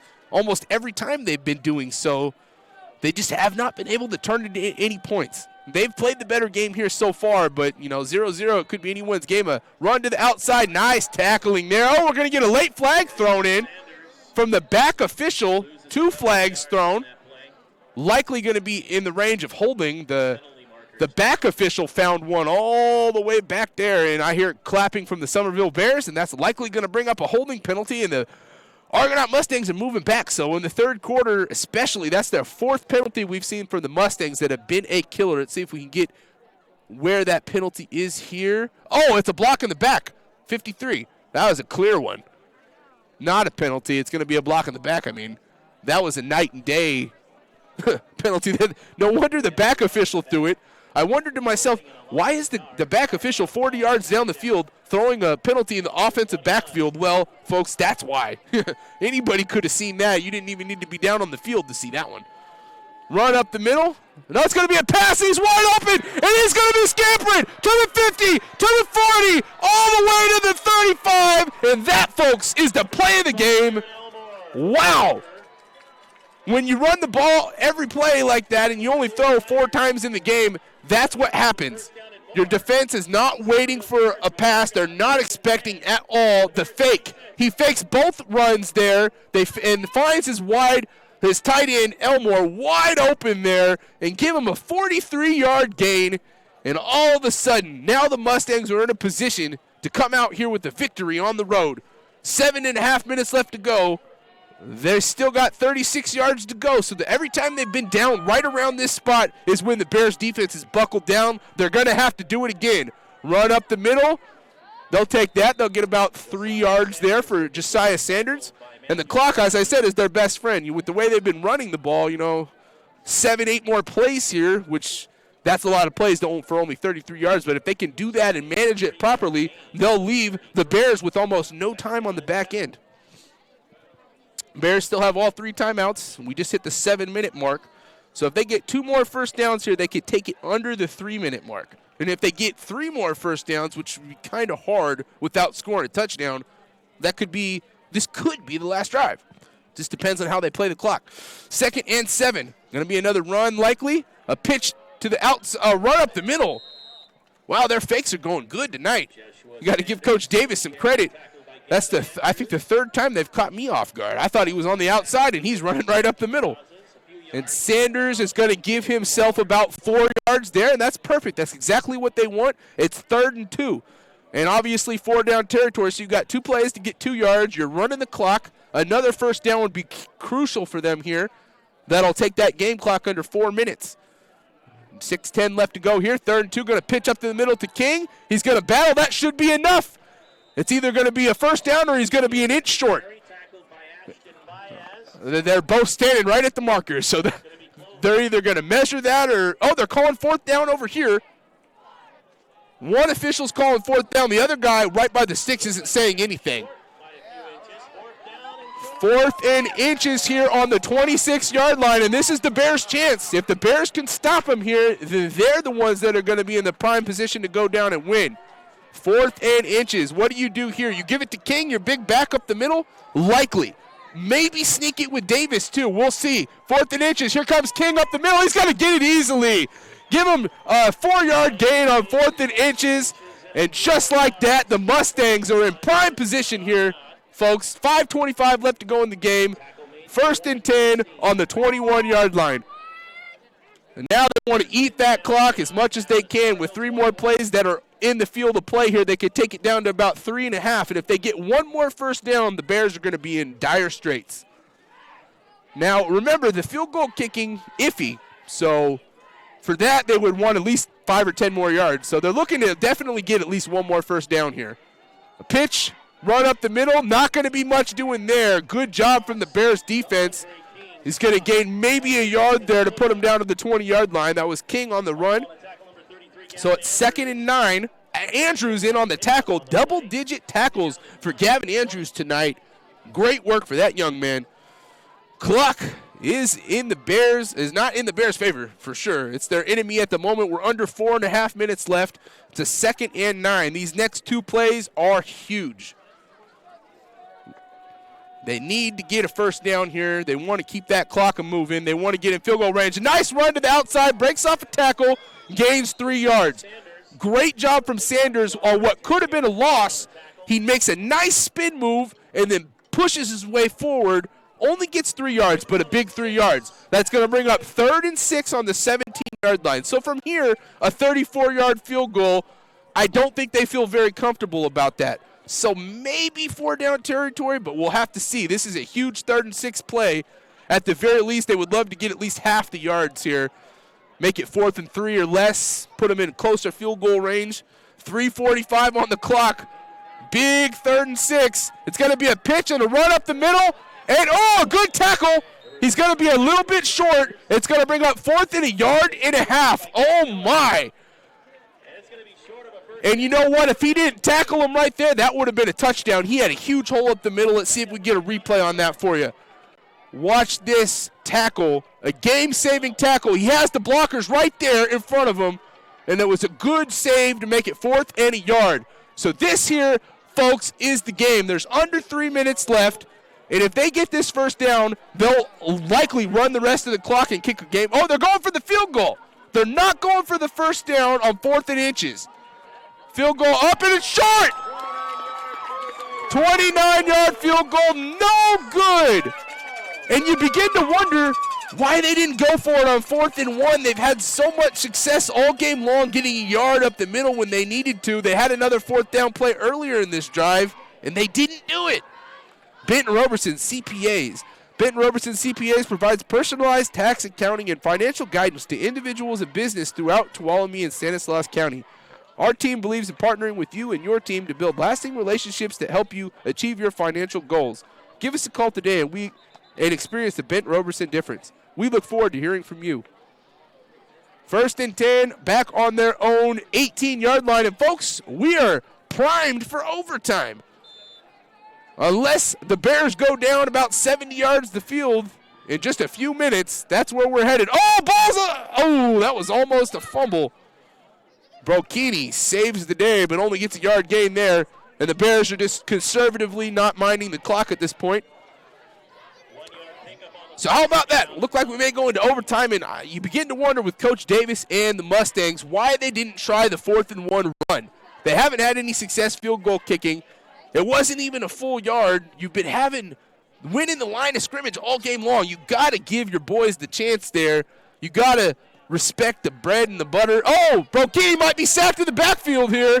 He's able to get the throw off, completes the throw. Caldera gets off a tackle or two out to the 44-yard line and a first down. Great job there from Brokini. Still got a ways to go. We're down to the 2-minute marker here. And again, if you thought the field goal kicking for the Mustangs was subject, well, the field goal kicking for the Bears is even more subject. They haven't made a field goal all year round. So that being said, you're likely want to see a touchdown, but they're taking way too much time off the clock to get their play call here. We're down under 1 minute and 50 seconds left in the game, and you're still on your side of the field. It almost seems like Coach Leverus is okay with overtime right here, not taking very much time. Or not being quick, I should say. Throw over the middle, going to be another first down. Breaks off some tackles, and some more, all the way down to the 24-yard line. And so we may get another opportunity at a field goal here at the end of this game. They've got 2 timeouts. Right here is a 41-yard field goal, so they obviously want to get at least 10 more yards, if not more than that. Clock is against them. We're down under 1 minute and 10 here before this snap gets off, maybe even under a minute. They're taking their sweet time. That's something we saw from them earlier, too. Under 60 seconds, and they've got 2 timeouts, but you still got a little ways to go. Brokini's going to try and run it. Not going to get much there. I don't know about that play. Let's see if they call a timeout. They're not going to call a timeout. So there, they finally call a timeout after 8 seconds go off the clock. Only 52 seconds left. You got 1 timeout left. It's about a 38-yard field goal from here. You haven't made a field goal all year round. So that's what, a 2% chance he makes it, I say. So likely not going to be kicking a field goal. Not yet, at least. Canepa & Sons Drilling. To get the most expert staff of well drillers and pump installation technicians, you can count on more than 30 years of experience to properly work on your well. Family owned and operated since 1981. Give them a call, 209-532-1136. And I will tell you, at the end of this game, they really may be looking back, Will, the Mustangs, and if they lose it here, we'll be looking back on that last drive and thinking, why didn't we go for the 4th and 1? Not only would you been able to get the first down, maybe if you got it, but if you did get that first down, you would have been able to run the rest of this clock out almost, and then you would have had a shorter field goal attempt at worst. You might have had a touchdown. You would have had 1st and goal on the 10, so you would have had 3 plays to try and get the end zone. But now the Bears got a chance to win it. After the timeout, 2nd and 5 on their 18. 36-yard field goal from here. They would love to get some more. Going to be another run. Nothing doing. He's going to lose a yard there. I do not like that play call from Coach Leveroux. And they're not going to worry about the clock. So they're going to be content with trying about a 40-yard field goal here at the end of the game to hope for overtime. But again, the Bears haven't made a field goal all year. So the idea of them making a game-winning 40-yard field goal seems kind of far-fetched at this point. So we may be heading into overtime. We're down under 20 seconds here, and they're just burning the clock down now. 3rd down and 6. They're actually just letting the whole clock run out. Really strange. Less than 10 seconds now. Going to be our final play. Brokini falls down at the 15-yard line. And they're not even going to call a timeout. Wow. Oh, there they do. They called the timeout with 3 seconds. For a second there, it looked like they weren't even going to give their guy the chance to kick the field goal. That'll be their final timeout. The Argonaut Mustangs have 2 timeouts to spare, so don't be surprised to see them ice the kicker here. Next week in Summerville Athletics, volleyball will be home Tuesday versus Argonaut and Thursday versus Calaveras with game times at 4, 5, and 6. And football will be here home against Amador. Be there to support our Bears. Boost the Boosters campaign. All you fans out there, the Boosters need you. The next meeting is December 2nd from 7 to 8 in our staff lounge. ASB is doing a Panda Express fundraiser on Halloween. Must mention at checkout that you were there for the Summerville fundraiser. All right, it comes down to this, folks. It will be a 36-yard field goal attempt on the final play of the game to get our first point of the game. Let's see if the Mustangs ice them here. It's very likely they probably do. And that they will. Oh, wait, no. No icing. They're just going to let it go live. That is not going to be close. That is nowhere near. The ball didn't even barely got over the center on that one. And that's, again, you haven't made a field goal all year round, so you shouldn't have expected to make that. I'm kind of head-scratching at why Coach Leveroux didn't throw the ball down the field when they're inside the 20-yard line. You've got 2 downs to try to get a touchdown. Instead, they ran a sneak with Brokini each time and to set that up. So, head-scratcher on both sides. I feel like both coaches may be looking back and thinking, hey, we probably should have called different plays those last drives of the game. So, no score. Bring on overtime. 12-minute overtime period. You know, I wish I had my refresher for the high school rules. I do believe it's win or go home, or win or score. First score goes home at this point. It's not one of those back and forth ones. We're going to take a quick break here.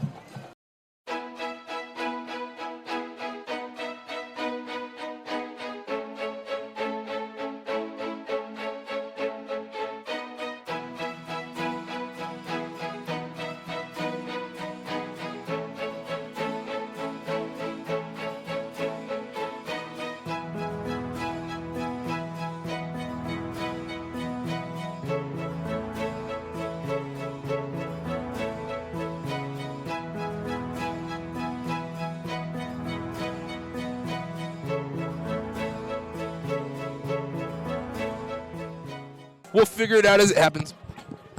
Welcome back here. 12-minute overtime. As you see, they're getting ready to take the field for our overtime, and no score in the ball game. I cannot remember the last time I witnessed a football game that went 4 quarters and neither team scored a point. How about that? What an exciting game from the defensive standpoint. Both coaches here, the last drive of the game, they had their opportunities. Could have had game-winning field goals on both sides. However, both field goals were missed, and they were both pretty short ones as well. Let's keep that in mind moving into the overtime, and we'll see the final field goal here. No ice for the Mustangs. Snap was actually decent, but the kick itself was just a low line drive. It had absolutely zero chance to make it in there. And being that we've seen so many struggles from the field goal units, both sides have 2 missed field goals. Even though in overtime you might seem that a field goal would be another opportunity, I feel like both teams may pass that chance up and just try to go for a touchdown. Even if they're in that red zone area with a 4th down, they may not even attempt it. Because if they had tried that as far as the Argonaut Mustangs go, they had a 4th and 1 on the 11-yard line and missed a 29-yard field goal. If they had just attempted to get that 1 yard, they could be heading home as victors. Instead, the Bears got new life and then went down the field about 70 yards on a few really nice pass plays. But then when they got down there, stalled out, tried a few quarterback sneaks, did not work, missed the field goal. So now, new life for the Mustangs, and as we see them getting ready for the coin toss here, this is a big one. Whoever wins this coin toss is going to receive the ball, and it looks like it will be the Summerville Bears. Likely. Yes. I think. Oh, they switched. Argonaut will receive. I wonder where he got that signal at, because I don't think they had pointed yet.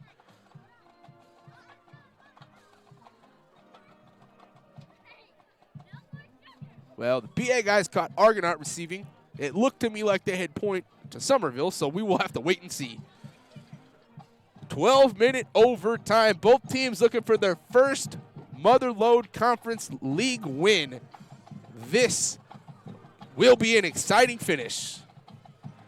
Overtime football game, our first one of the season on NorCal Sports TV. Maybe our first one ever. I can't recall watching another overtime game that we've done, but we've been around quite a while, so a lot of football games have been done. Oh, so it's like the college rules here in high school. We weren't quite sure of the rules, but you start on the 25-yard line. So just like NCAA overtime rules for you fans at home we're familiar with, that's what we have here. It's not going to be a kickoff. It's not going to be going the length of the field. Each team will get the ball on the 25-yard line with an opportunity to score. And I believe the first 3 overtimes they can kick a field goal, but then the first 3 possessions you can kick a field goal, but after that you're forced into going for a touchdown.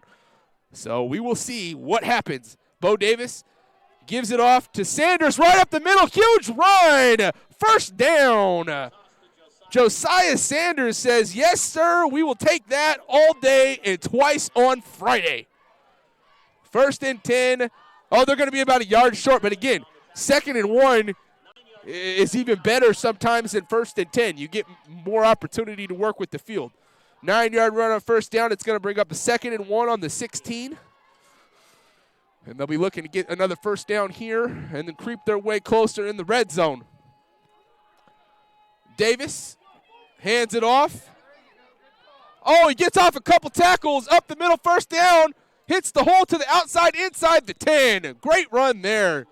We do have a flag on the field, but that may be on the Bears. We'll have to see.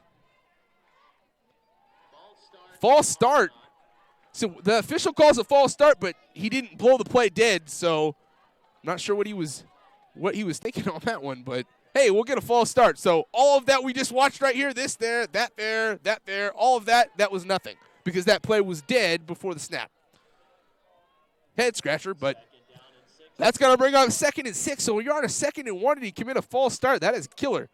But 2nd and 6 is still a pretty reasonable situation. You got at least 2 more plays to get it. Probably going to see a run. No, going to be a pass. Over the middle, wide open, and it's dropped. Oh, no. He had it in the end zone. It would have been a touchdown, and the ball is dropped. Number 88, the hot pass, incomplete. 98. Gage Roddy was the intended receiver. Roddy was the intended receiver.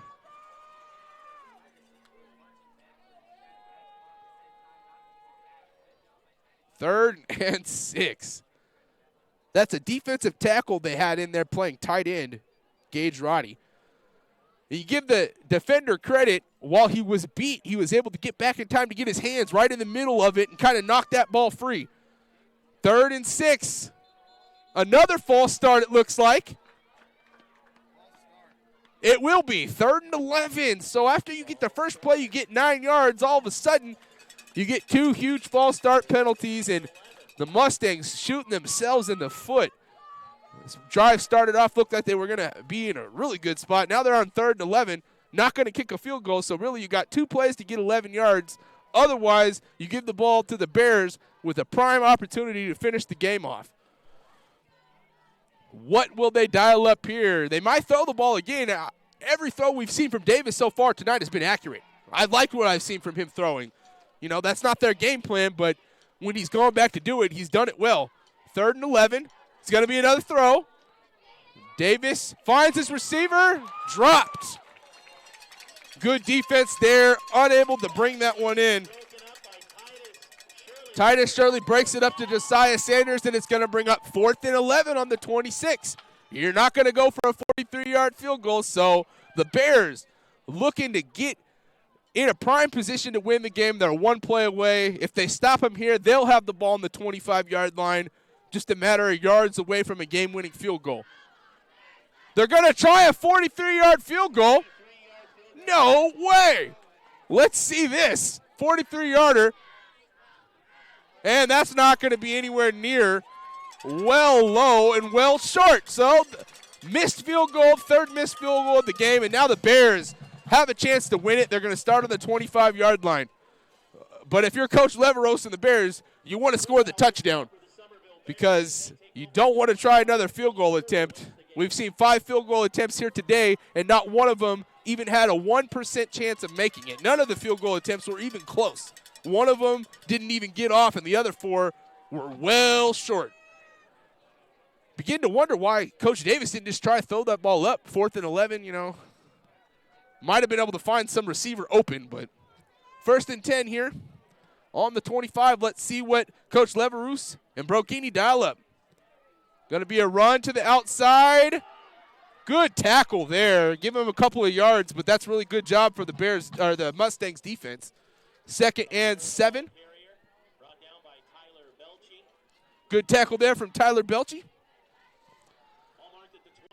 He's playing a little bit of defense right now. I wonder if his guys are gassed. He has only been on the offensive line so far this game, but he comes in there, gets the job done. 2nd and 7. See if Leverus and Brocchini open it up here and throw the ball down the field a bit. Nope. Oh, could be a sack. Bad throw there. Knocked down to the ground. 3rd and 7. Good job for the Mustangs defense through the first 2 plays. And I'll reiterate this. We've seen no made field goals and no close field goals. The Bears have not made a field goal all year round. From this point, it's a 39-yarder. Don't expect them to attempt it, but we saw an attempt on the other end for the Mustangs, so you never know. Mustangs just tried a 43-yarder. So that being said, this is a big 3rd and 7 play. If they get 5 or more yards but not the first down, I expect them to go for it on 4th down. Heck, they may go for it on 4th down either way. We'll just have to see. 3rd and 7. Brocchini throws it out to the side here. Oh, he's going to run backwards. Oh, no.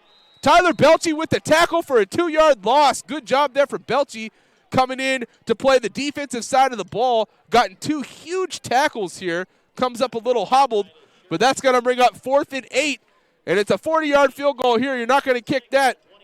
So they're going to go for it. Mustangs are looking to grab the momentum back and get this ball back on 4th down.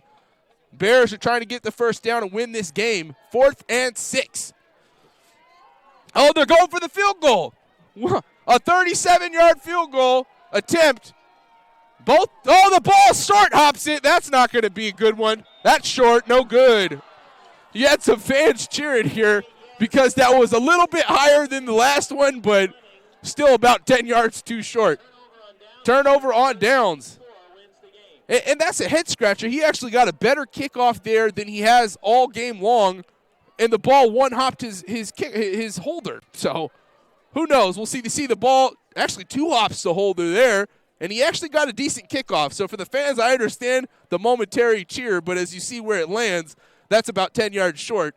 And really, with when it came off his foot, there's no chance of that going in, So it makes me wonder why these coaches didn't go for it on fourth down in those last two plays. They could have, but they decided to let their field goal kickers have a chance at it. And so now we're going to go back to the 25-yard line for the Mustangs.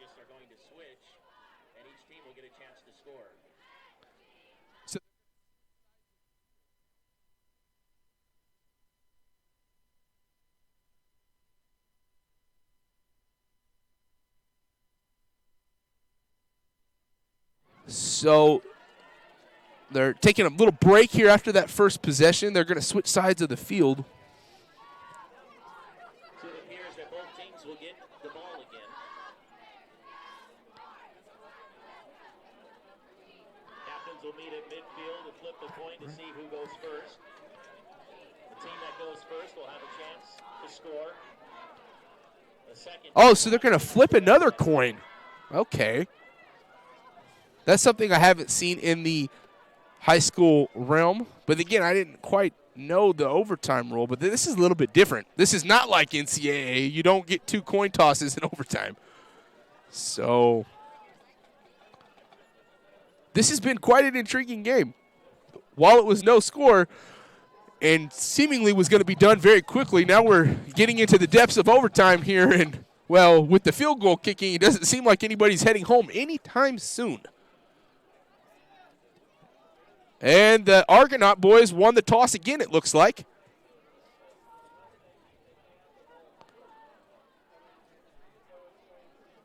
What a game we have had here. Still no score. We've both had one possession in overtime. On to the second possession.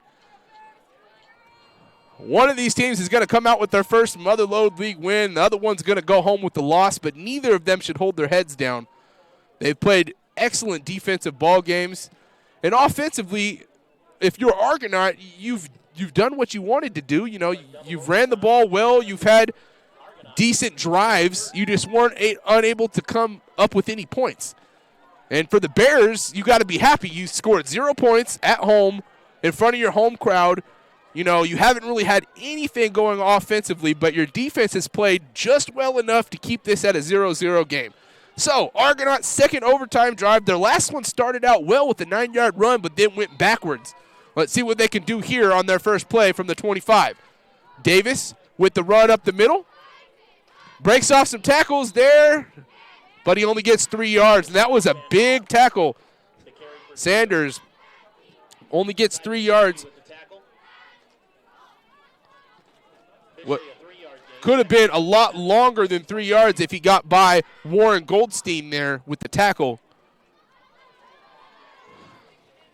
Grabbed him by his ankles as he was trying to get some extra yards. If he gets by him there, who knows? So 2nd and 7. Expect him to run it at least this play, probably two plays in a row. Fakes the run, goes to the pass, has his man, caught for a touchdown!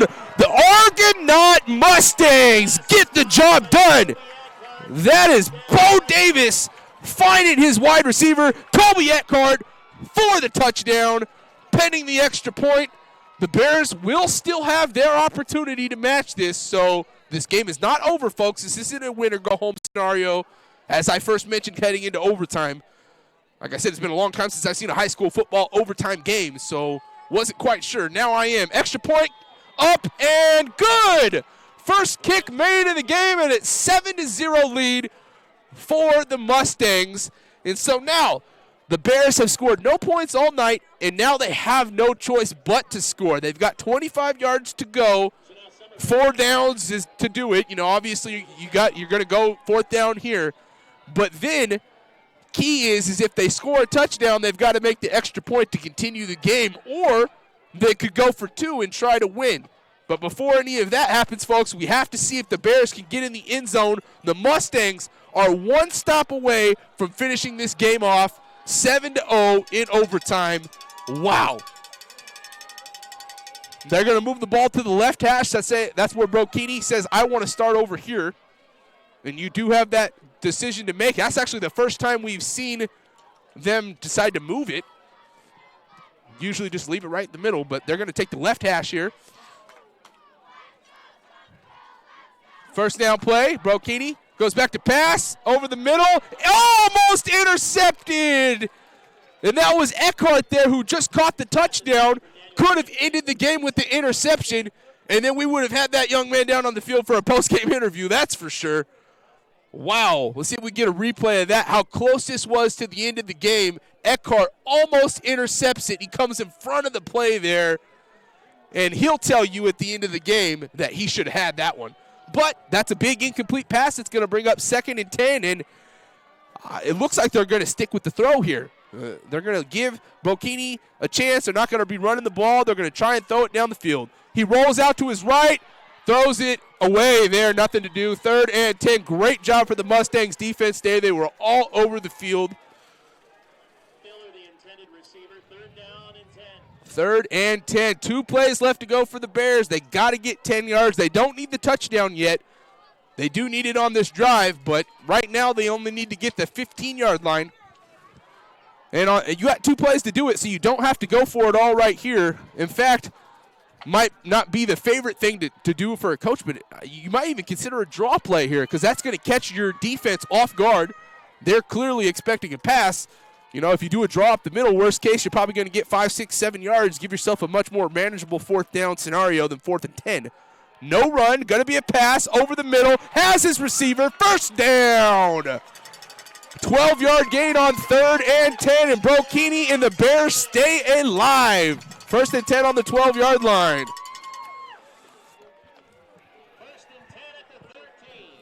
They've still got to keep going. They need to get this touchdown here. They either get the touchdown or this is the end of the game. That was another one of those jump passes for Brokini, but finally one that was accurate. His prior ones were all short. First down play going to be a run to the outside. Got some good blocking. Good run there. 7-yard gain down to the 6-yard line, and all of a sudden the Bears are creeping in on that game. Well, creeping in on that touchdown. I won't call it a game tire because they're going to need an extra point to tie it, or maybe a 2-point conversion to win it. We'll just have to see. First, they got to get in. 2nd and 3. And now Eckhart's looking back even more so and thinking, man, if I had just intercepted that ball, this game would be over. And then the 3rd and 10 play, Brokini with the big pass there. 2nd and 3. Oh, he gets stuffed up the middle. He's going to lose 3 yards. Oh, no. What a play there for the Mustangs defense. Tyler Belchey comes in and gets him. Sticks him right there. Let's get a replay. That's Belchey's 3rd overtime tackle, and he hasn't even been playing defense all game. Oh, yeah. Right in on it. 3rd and 6 here. They've got 2 plays to get 6 yards, and now you're likely going to abandon the run. You had one good run there, but that last one was not what they were looking for. A big loss. 3rd and 6. Fakes the run, throws it up the middle. Ball's out, and it's recovered by the Mustangs, and that's the ball game. Oh, my. The Mustangs come out as the victors. They're going to get a late flag thrown, but the game is over, folks. That flag, unsportsmanlike, I'm not sure why he would throw that. You know, the game's over. At this point, you can't penalize them for their next game. Maybe you could, I don't know, suspend them? I'm not sure. But whatever it is, what a play. Watch this here. He caught it, he caught it at the 1, did not break the play into the end zone. That's the 2nd fumble on the goal line by Coach Leverous and the Bears' team tonight. 2 goal line fumbles on the 1. 1 from Brokini, 1 right there from their tight end. And the Argonaut Mustangs right there. What a play on the goal line. He was heading in for the game-tying touchdown, and Garrett Elmore said, not today. Strips him, gets the ball out. The Mustangs fall on it on the end zone. That is the ball game, 7-0 final. What a game here from both sides, both defenses. But the Argonaut Mustangs come on the road, get their first Mother Lode League win here tonight. They'll be moving to 1-1, 2-5 on the season. We're going to take a quick break and come back with our post-game interview and our post-game wrap here on NorCal Sports TV.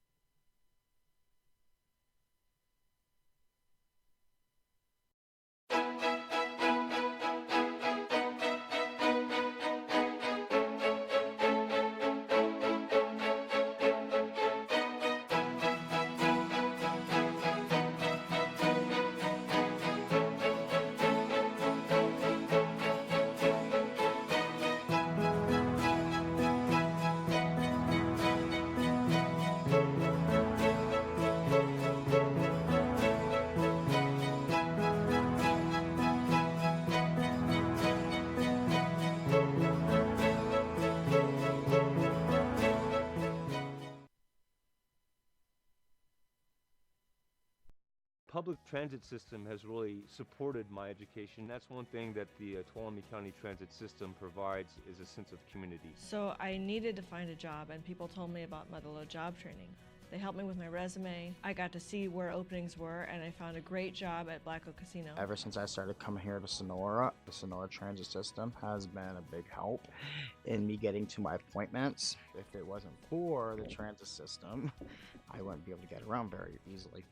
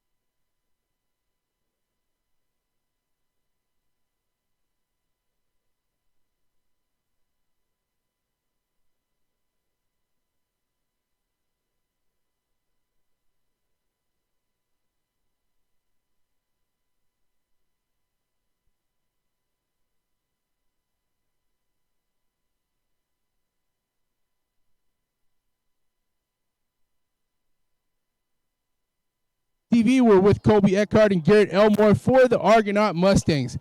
Let's start here with you, Colby. Overtime game, 0-0 ball game. This was an exciting one, a defensive battle to say the least.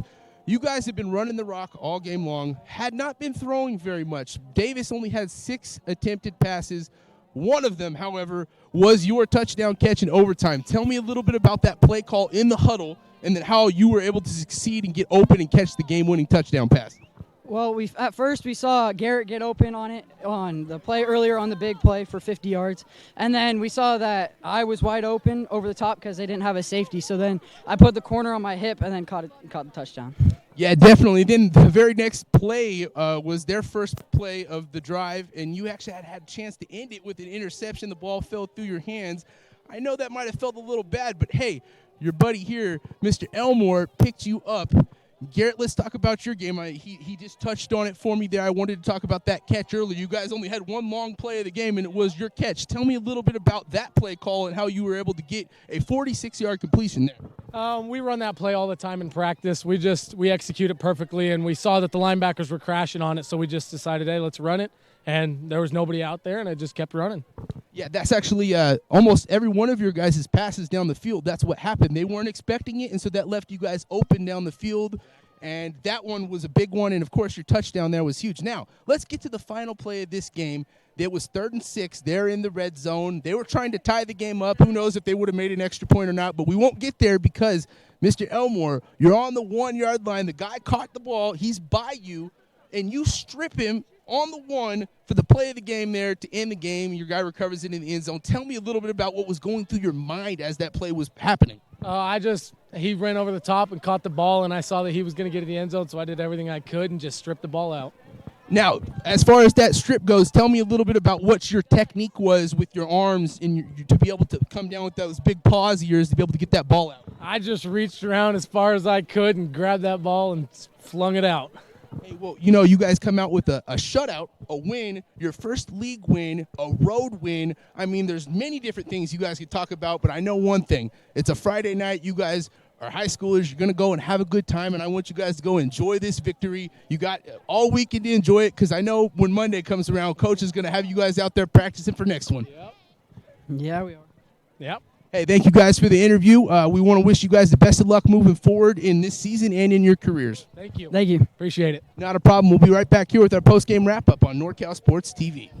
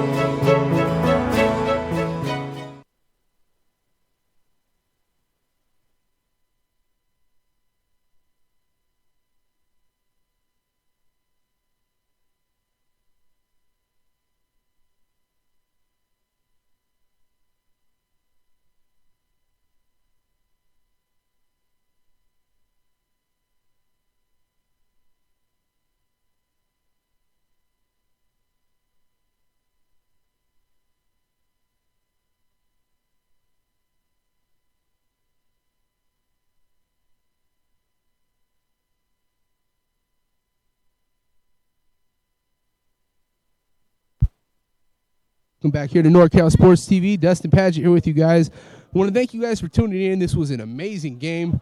Only 7 points scored at the end of the game. You wouldn't think it was too exciting. Well, this game had a little bit of everything, including overtime. A no-score game heading into overtime. Obviously a defensive battle. Well played on both sides. The Argonaut Mustangs come out on top with the road win, with their first league win, with a shutout.